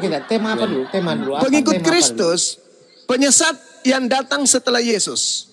Bisa Nabi Muhammad, itu Muhammad. Bisa Islam, itu membawa kepada Muhammad. Nanti iya, enggak apa-apa. Anda tinggal uraikan. Iya. Ya, Siapakah penyesat yang datang setelah Yesus? Ya Muhammad itu. Ya, silakan nanti Anda tema dulu. Ya itu temanya, kucuk apa orang ini? Temanya adalah siapa penyesat yang datang setelah Yesus? Nabi Muhammad. Iya. Iya, nanti Anda buktikan. Nabi Muhammad dengan umatnya Islam. Boleh. Nabi Muhammad dengan pengikutnya Islam atau Paulus dengan pengikutnya Kristen. Oke? Baik.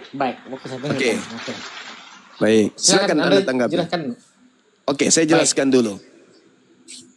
Ini apa orang ini? Kamu pernah ikut kuliah? Kamu pernah kuliah? Saya ini ahli apologet.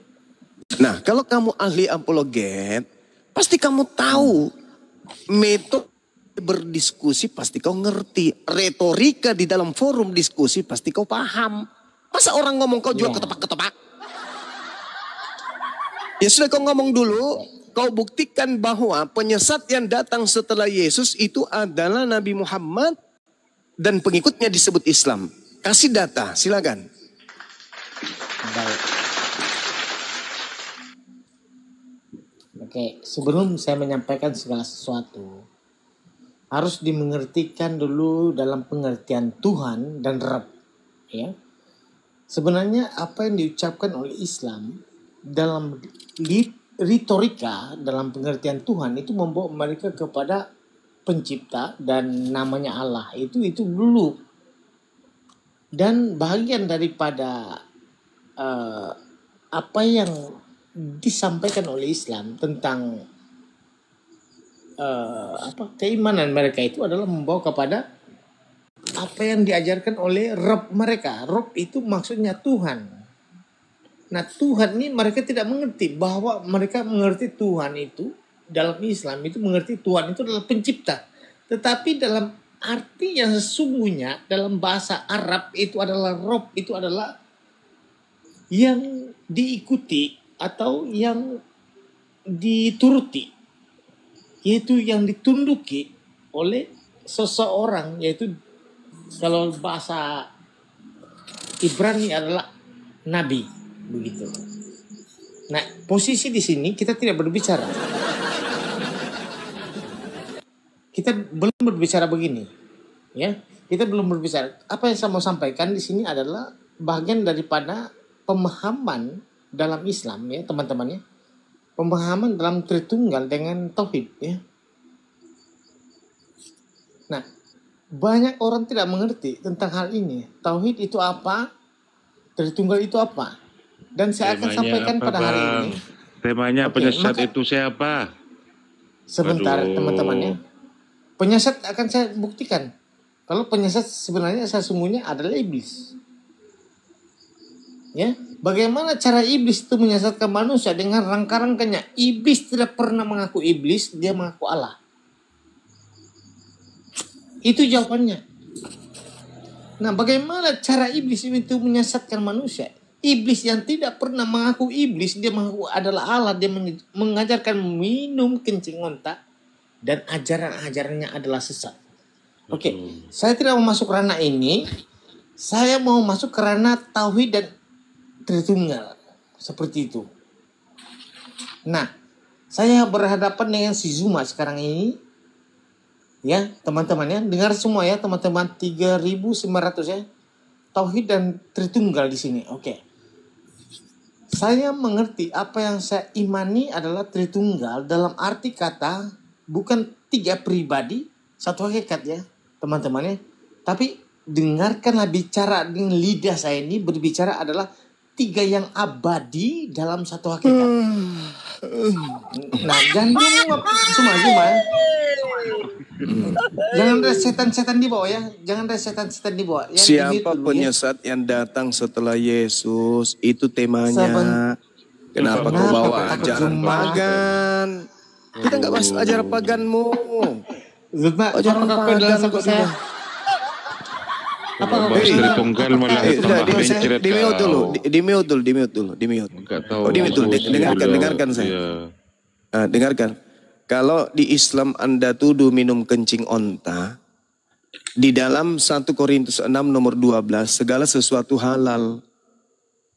Berarti kau bisa minum kencing babi, kencing onta, kencing sapi, kencing biawak, kencing bom-bom, kencing manusia, kencingnya istrimu, kencingnya pendetamu, kencingnya pastormu, bisa kau minum. Itu dalilnya. 1 Korintus 6 nomor 12.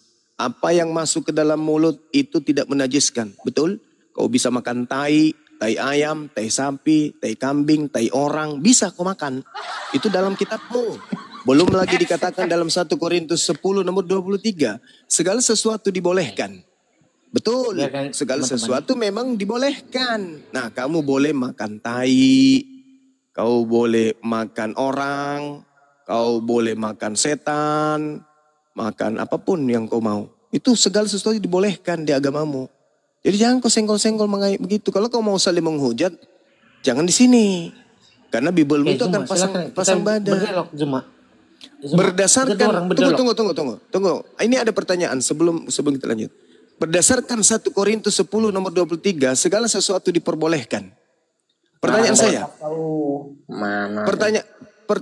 1 Korintus 10 nomor 23. Pertanyaan saya.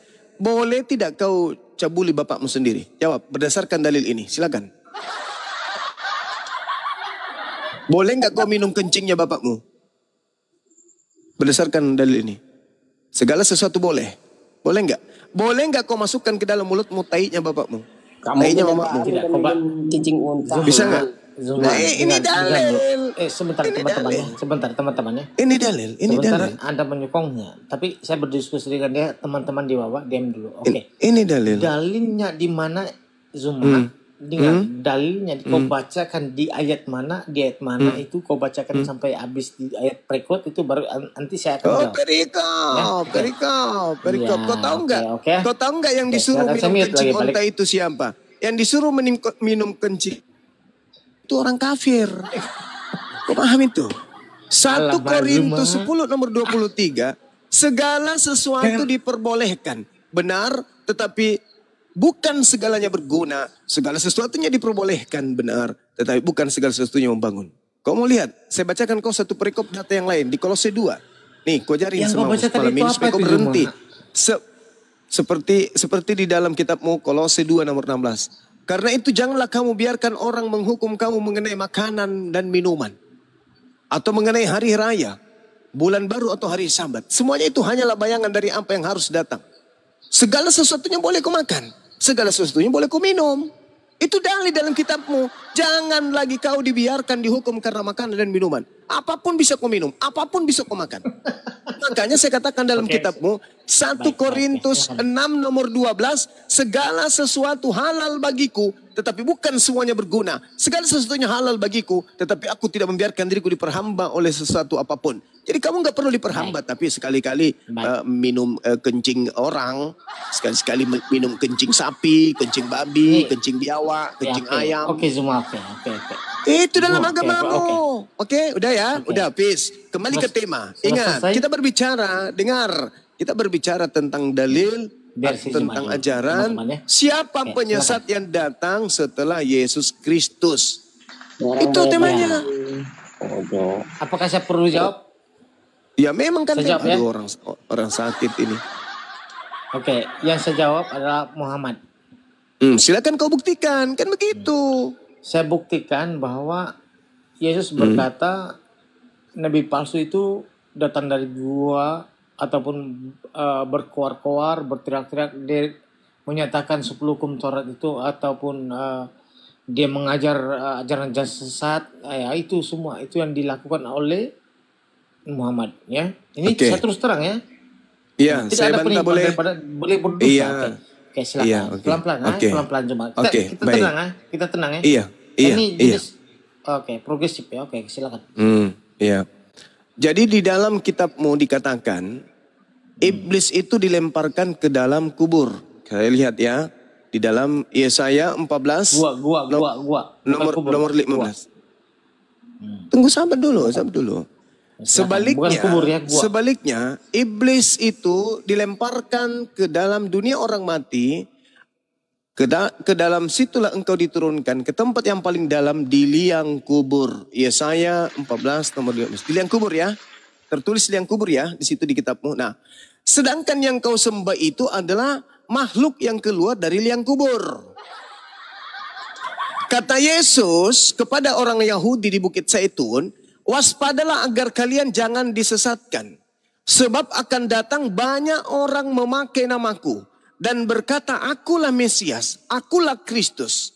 Mereka akan menyesatkan banyak orang. Nah, pertanyaan saya.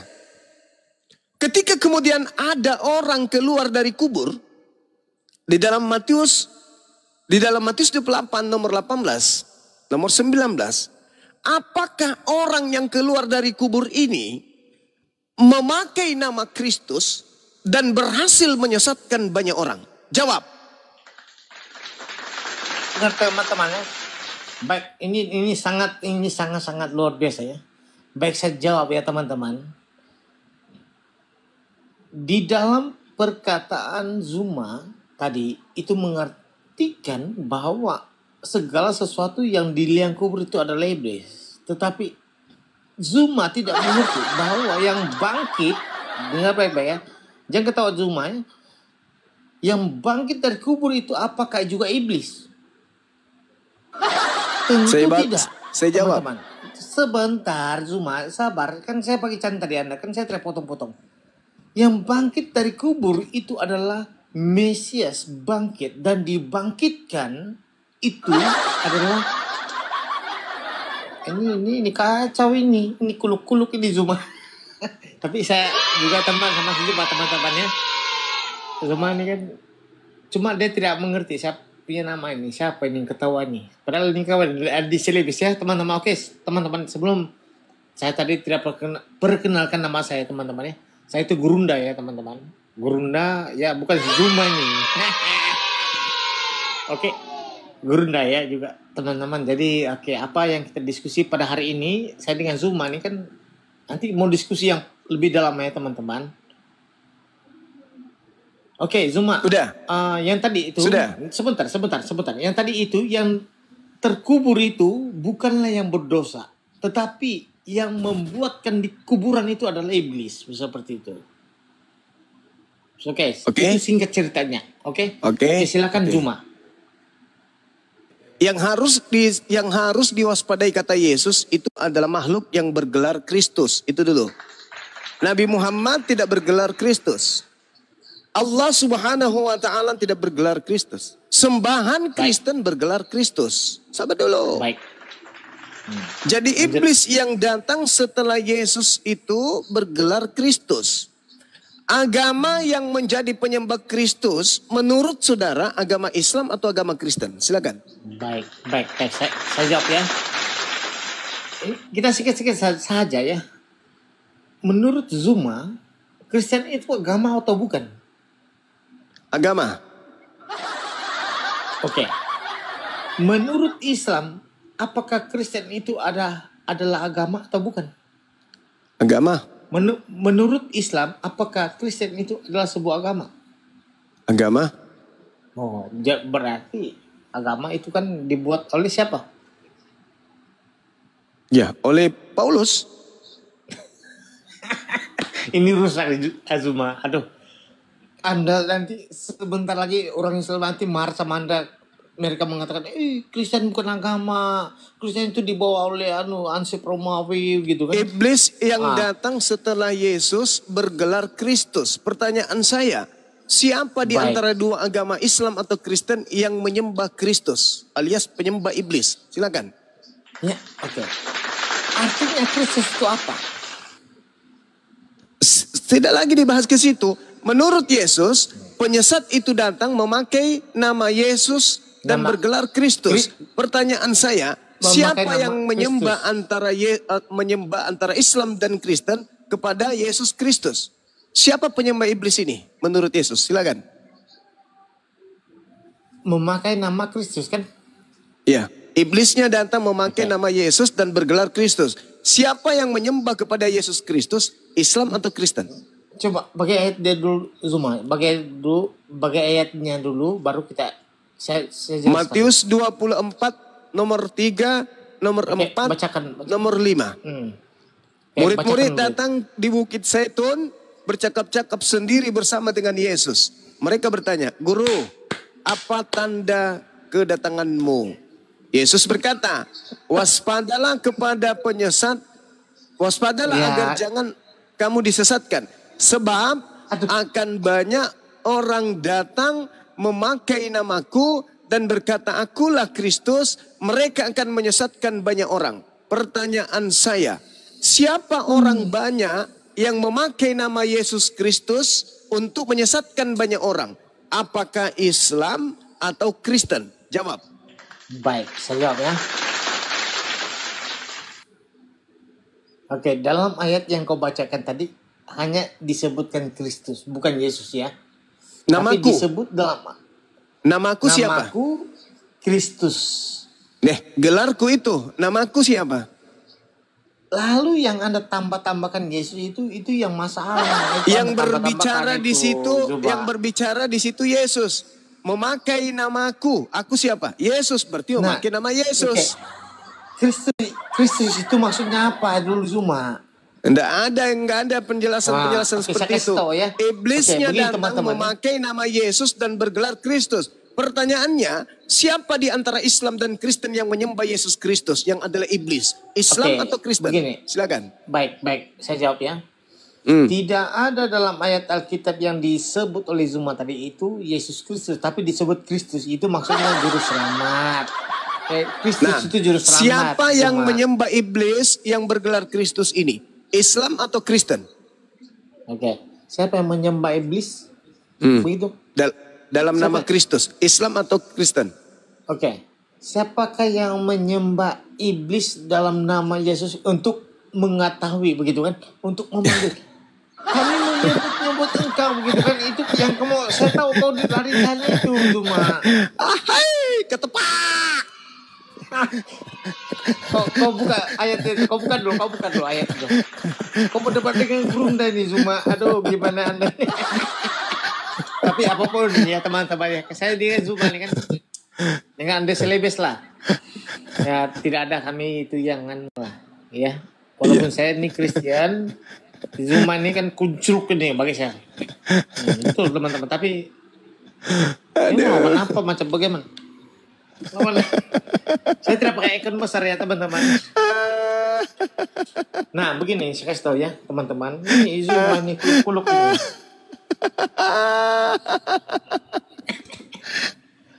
Pedihnya itu di sini. Menghindari.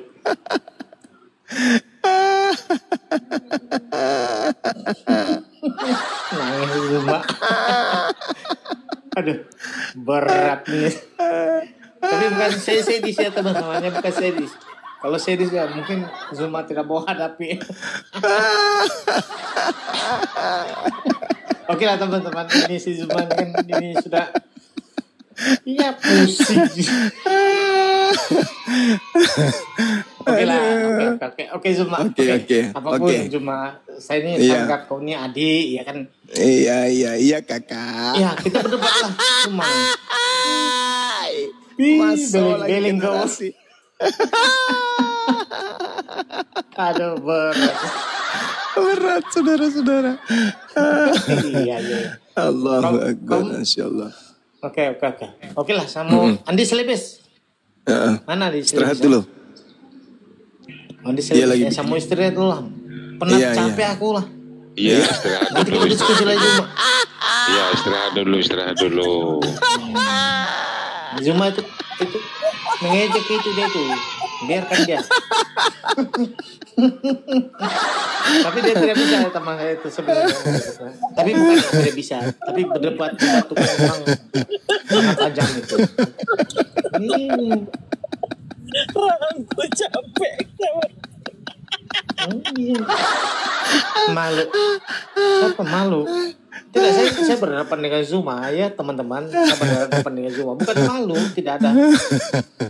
Bahkan saya kalau teman-teman begini ya, teman-teman kalau saya luruskan lanjut, sangat luar biasa. Bernapas.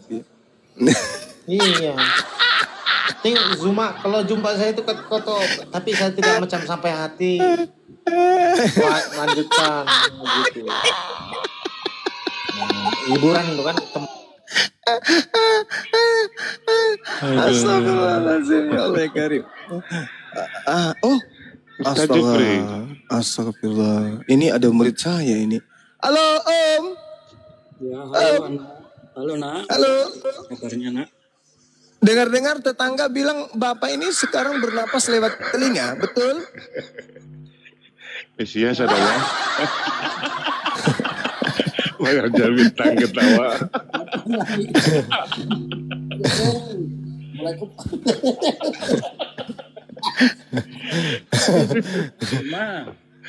Iya.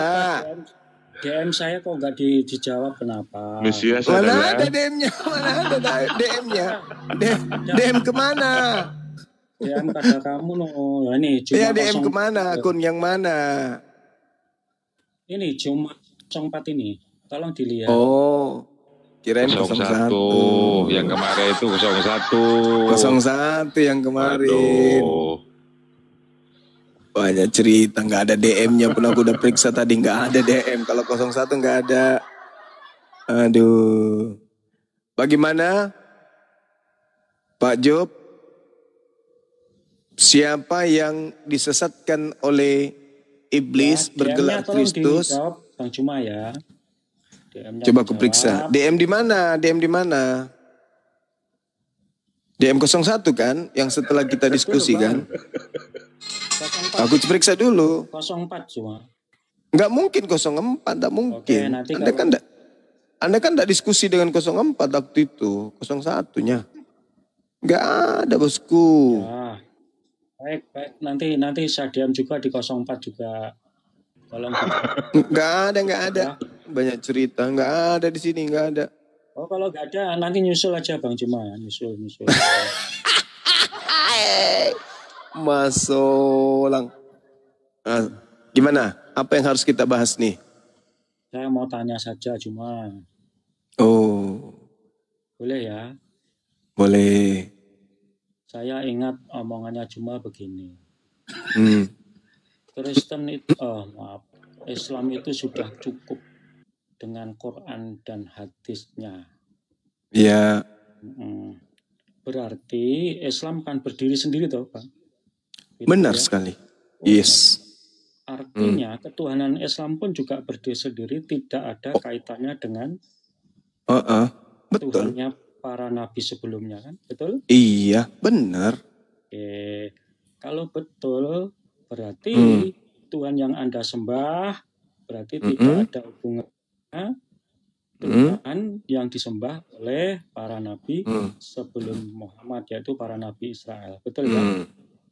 Iya, kalau kita merujuk kepada Bible. Kan saya harus merujuk kepada Quran. Lah, kan Al-Quran sudah berdiri sendiri kan? Iya, udah sendiri artinya tidak ada hubungan dengan yang lain kan? Kalau berdasarkan Bible. Kan gitu. Saya kan berdasarkan kitab saya. Kitab saya, Mau dengarkan bacaan dalam kitab saya, mau? Nggak usah. Boleh? Nggak usah. Oh, nggak usah takut. Takut kan? Kenapa? Bukan takut. Tapi? Bukan takut. Bukan Kenapa? takut. Cuma ini saya ingin tahu dasarnya dulu ya. Anda kan bicara begitu bahwa Islam sudah cukup dengan Quran hadis itu loh ya. Cukup. Mana ada kami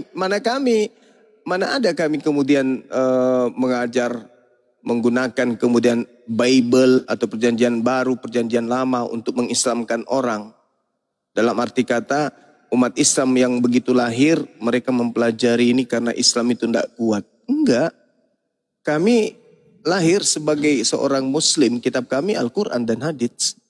Bukan kemudian belajar Bible.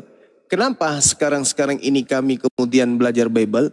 Itu untuk menghalau gerakan pemurtadan. Nah, saya buktikan nih, contoh. Di dalam Al-Quranul Karim, kenapa saya katakan... Jangan terlalu panjang. Kenapa saya katakan bahwa... Enggak, saya berbicara. Artinya, silakan. Artinya ketika Anda sudah mengklaim bahwa Islam sudah cukup dengan Quran dan hadisnya, artinya Tuhan yang ada di dalam Quran itu tidak sama dengan Tuhan yang ada di dalam kitab Bible, terutama perjanjian lama, yaitu kitab Tanakh bagi orang Yahudi. Itu saja yang penting. Terserah, karena tolak ukur Anda itu adalah kitab Anda. Kalau terserah, tentunya Anda tidak perlu menghafal kitab perjanjian baru, tidak perlu mempelajari perjanjian lama, begitu saja. Ya, Al-Quran saya mengatakan saya beriman kepada Tuhan yang datang kepada para nabi. Ini Al-Quran saya loh. Iya. Wa may yarghabu an millata Ibrahim illa man safiha nafsah wa laqad istafainahu fid dunya wa innahu fil akhirati laminas sholihin. Ini jelas kok, Al-Quran saya nggak perlu pakai kitabnya orang. Isqala lahu rabbuhu aslim qala aslamtu lirabbil alamin. Jelas wasabiha Ibrahimu banihi wa Yaqub ya baniya innallaha astafa lakumuddin fala tamutunna illa wa antum muslimun. Jelas kok. Am kuntum syuhada idh hadara Yaqub al-maut idh qala li banihi ma ta'buduna min ba'di qalu na'budu ilahaka wa ilaha abaika Ibrahim wa Ismail wa Ishaqa ilaha wahida wa nahnu lahu muslimun. Enggak perlu kok kitab orang lain. Jelas kok.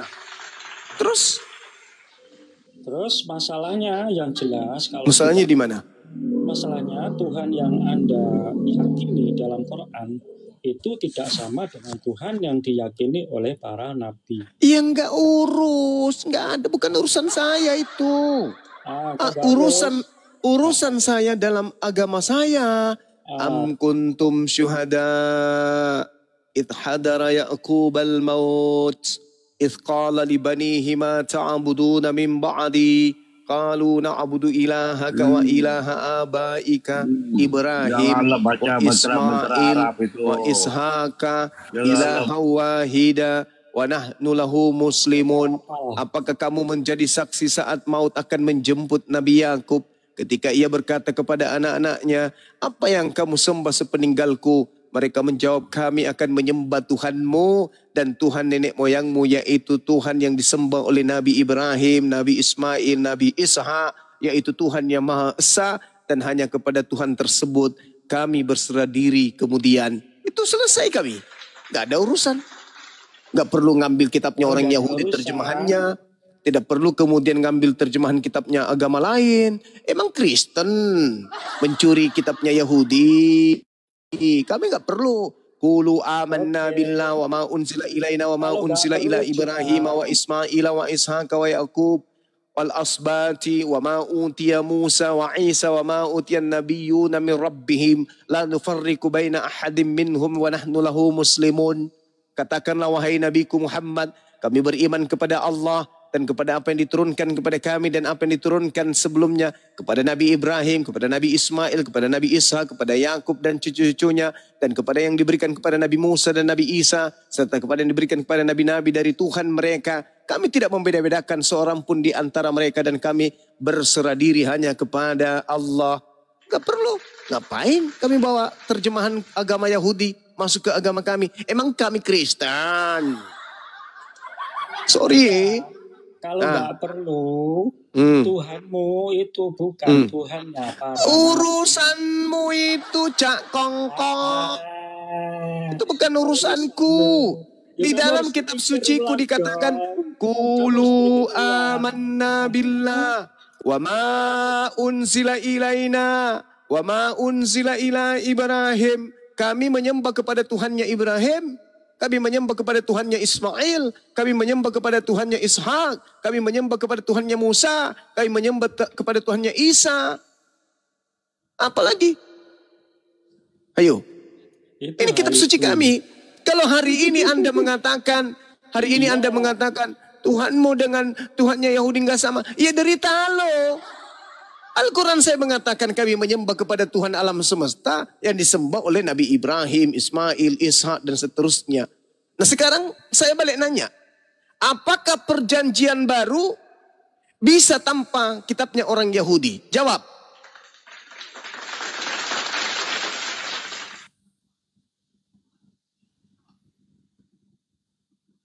Saya tidak perlu ditanya dulu.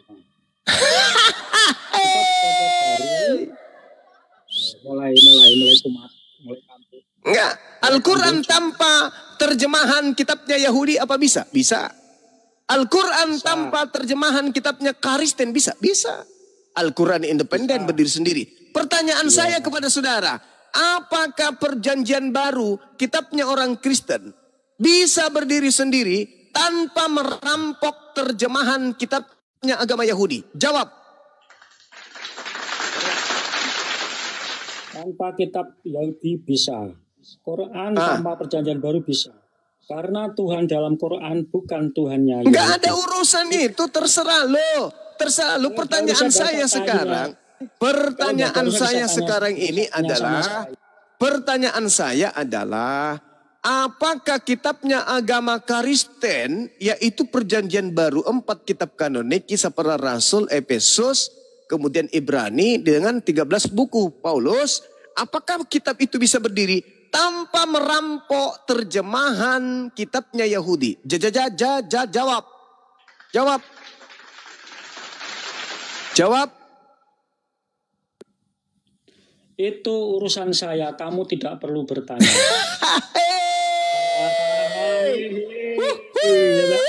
Menderita lagi.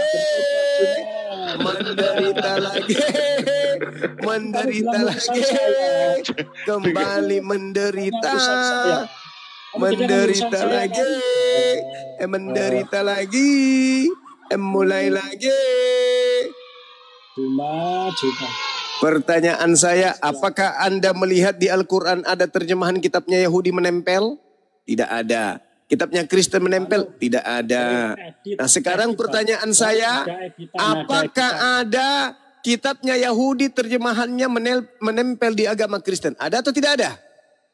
Kitab Quran ada editan kitabnya Yahudi. Mulai nangis. Apakah ada terjemahan kitab Yahudi menempel di agama Kristen? Jawab. Kitab Quran ada editan kitabnya Yahudi. Mulai. Malu dia, semakin tua semakin gila. Isinya sedikit. Saya ulang lagi. Apakah kitabnya Kristen bisa berdiri sendiri tanpa terjemahan dari kitab agama lain, yaitu agama Yahudi? Jawab. Karena Kristen ada hubungannya dengan Yahudi. Iya, bukan itu pertanyaan saya. Itu jawaban saya. Saya tidak tanya itu. Yang saya tanya, apakah kitabnya Kristen bisa berdiri sendiri tanpa mencuri terjemahan kitabnya Yahudi? Jawab. Karena Kristen ada hubungannya dengan Yahudi, maka menggunakan Yahudi. Tidak bisa dong. Di dalam kitabnya orang Yahudi diterangkan. Diterangkan di dalam kitabnya orang Yahudi. Ulangan 4 jelas sekali tertulis di situ. Dengar.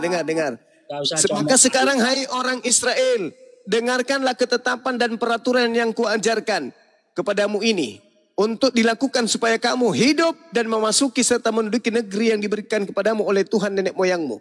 Jangan kamu menambahi apa yang kuperintahkan kepadamu. Pertanyaan saya, apakah kitab Yahudi boleh ditambahkan kitabnya Kristen? tidak ditambahkan, tapi dipakai oleh Kristen. Saya ulang. Apakah kitabnya Yahudi bisa ditambahkan kitabnya Kristen? Apakah orang-orang Yahudi bisa menggunakan kitabnya Kristen untuk memperbarui kemudian kitabnya orang Yahudi? Orang Kristen menggunakan kitabnya Yahudi, bukan menambah. Ya, orang Kristen menggunakan kitabnya Yahudi. Apakah orang Yahudi menggunakan kitabnya Kristen? Orang Yahudi yang Kristen nggak boleh dong, nggak boleh menggunakan kitabnya Kristen. Kenapa?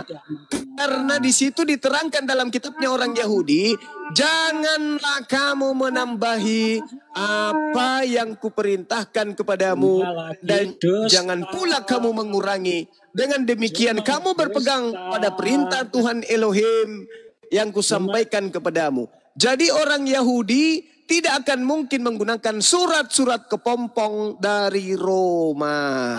Malu nih. Dan dusta supaya kelihatan benar.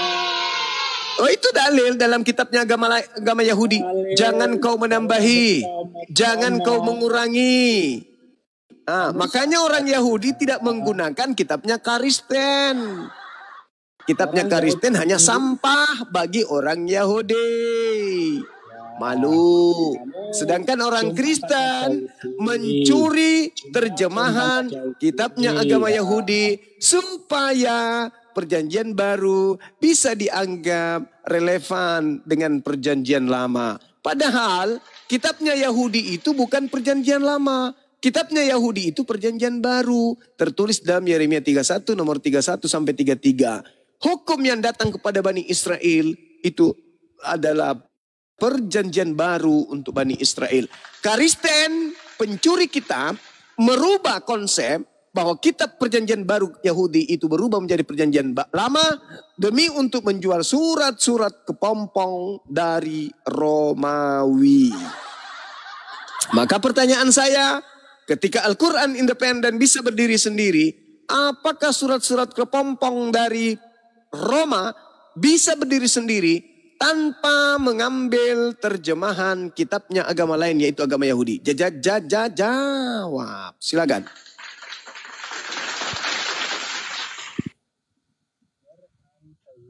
Maknanya, jikalau tidak edit kitabnya Yahudi, oke, betul nggak?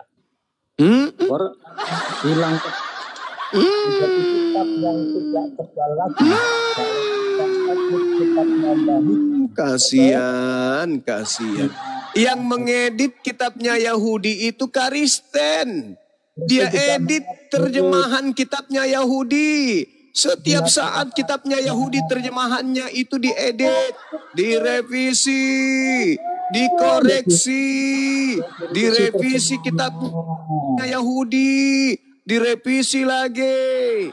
Orang Kristen mencuri kitabnya Yahudi dalam bentuk terjemahan Septuaginta, lalu kemudian direvisinya, dievaluasi untuk dicocok-cocokkan dengan perjanjian kitab mereka sendiri. Jadi Kristen tanpa terjemahan agama Yahudi itu tidak bisa kemudian berdiri. Ingat, jarak antara kitabnya Yahudi dengan kitabnya Kristen itu 1000 tahun kurang lebih.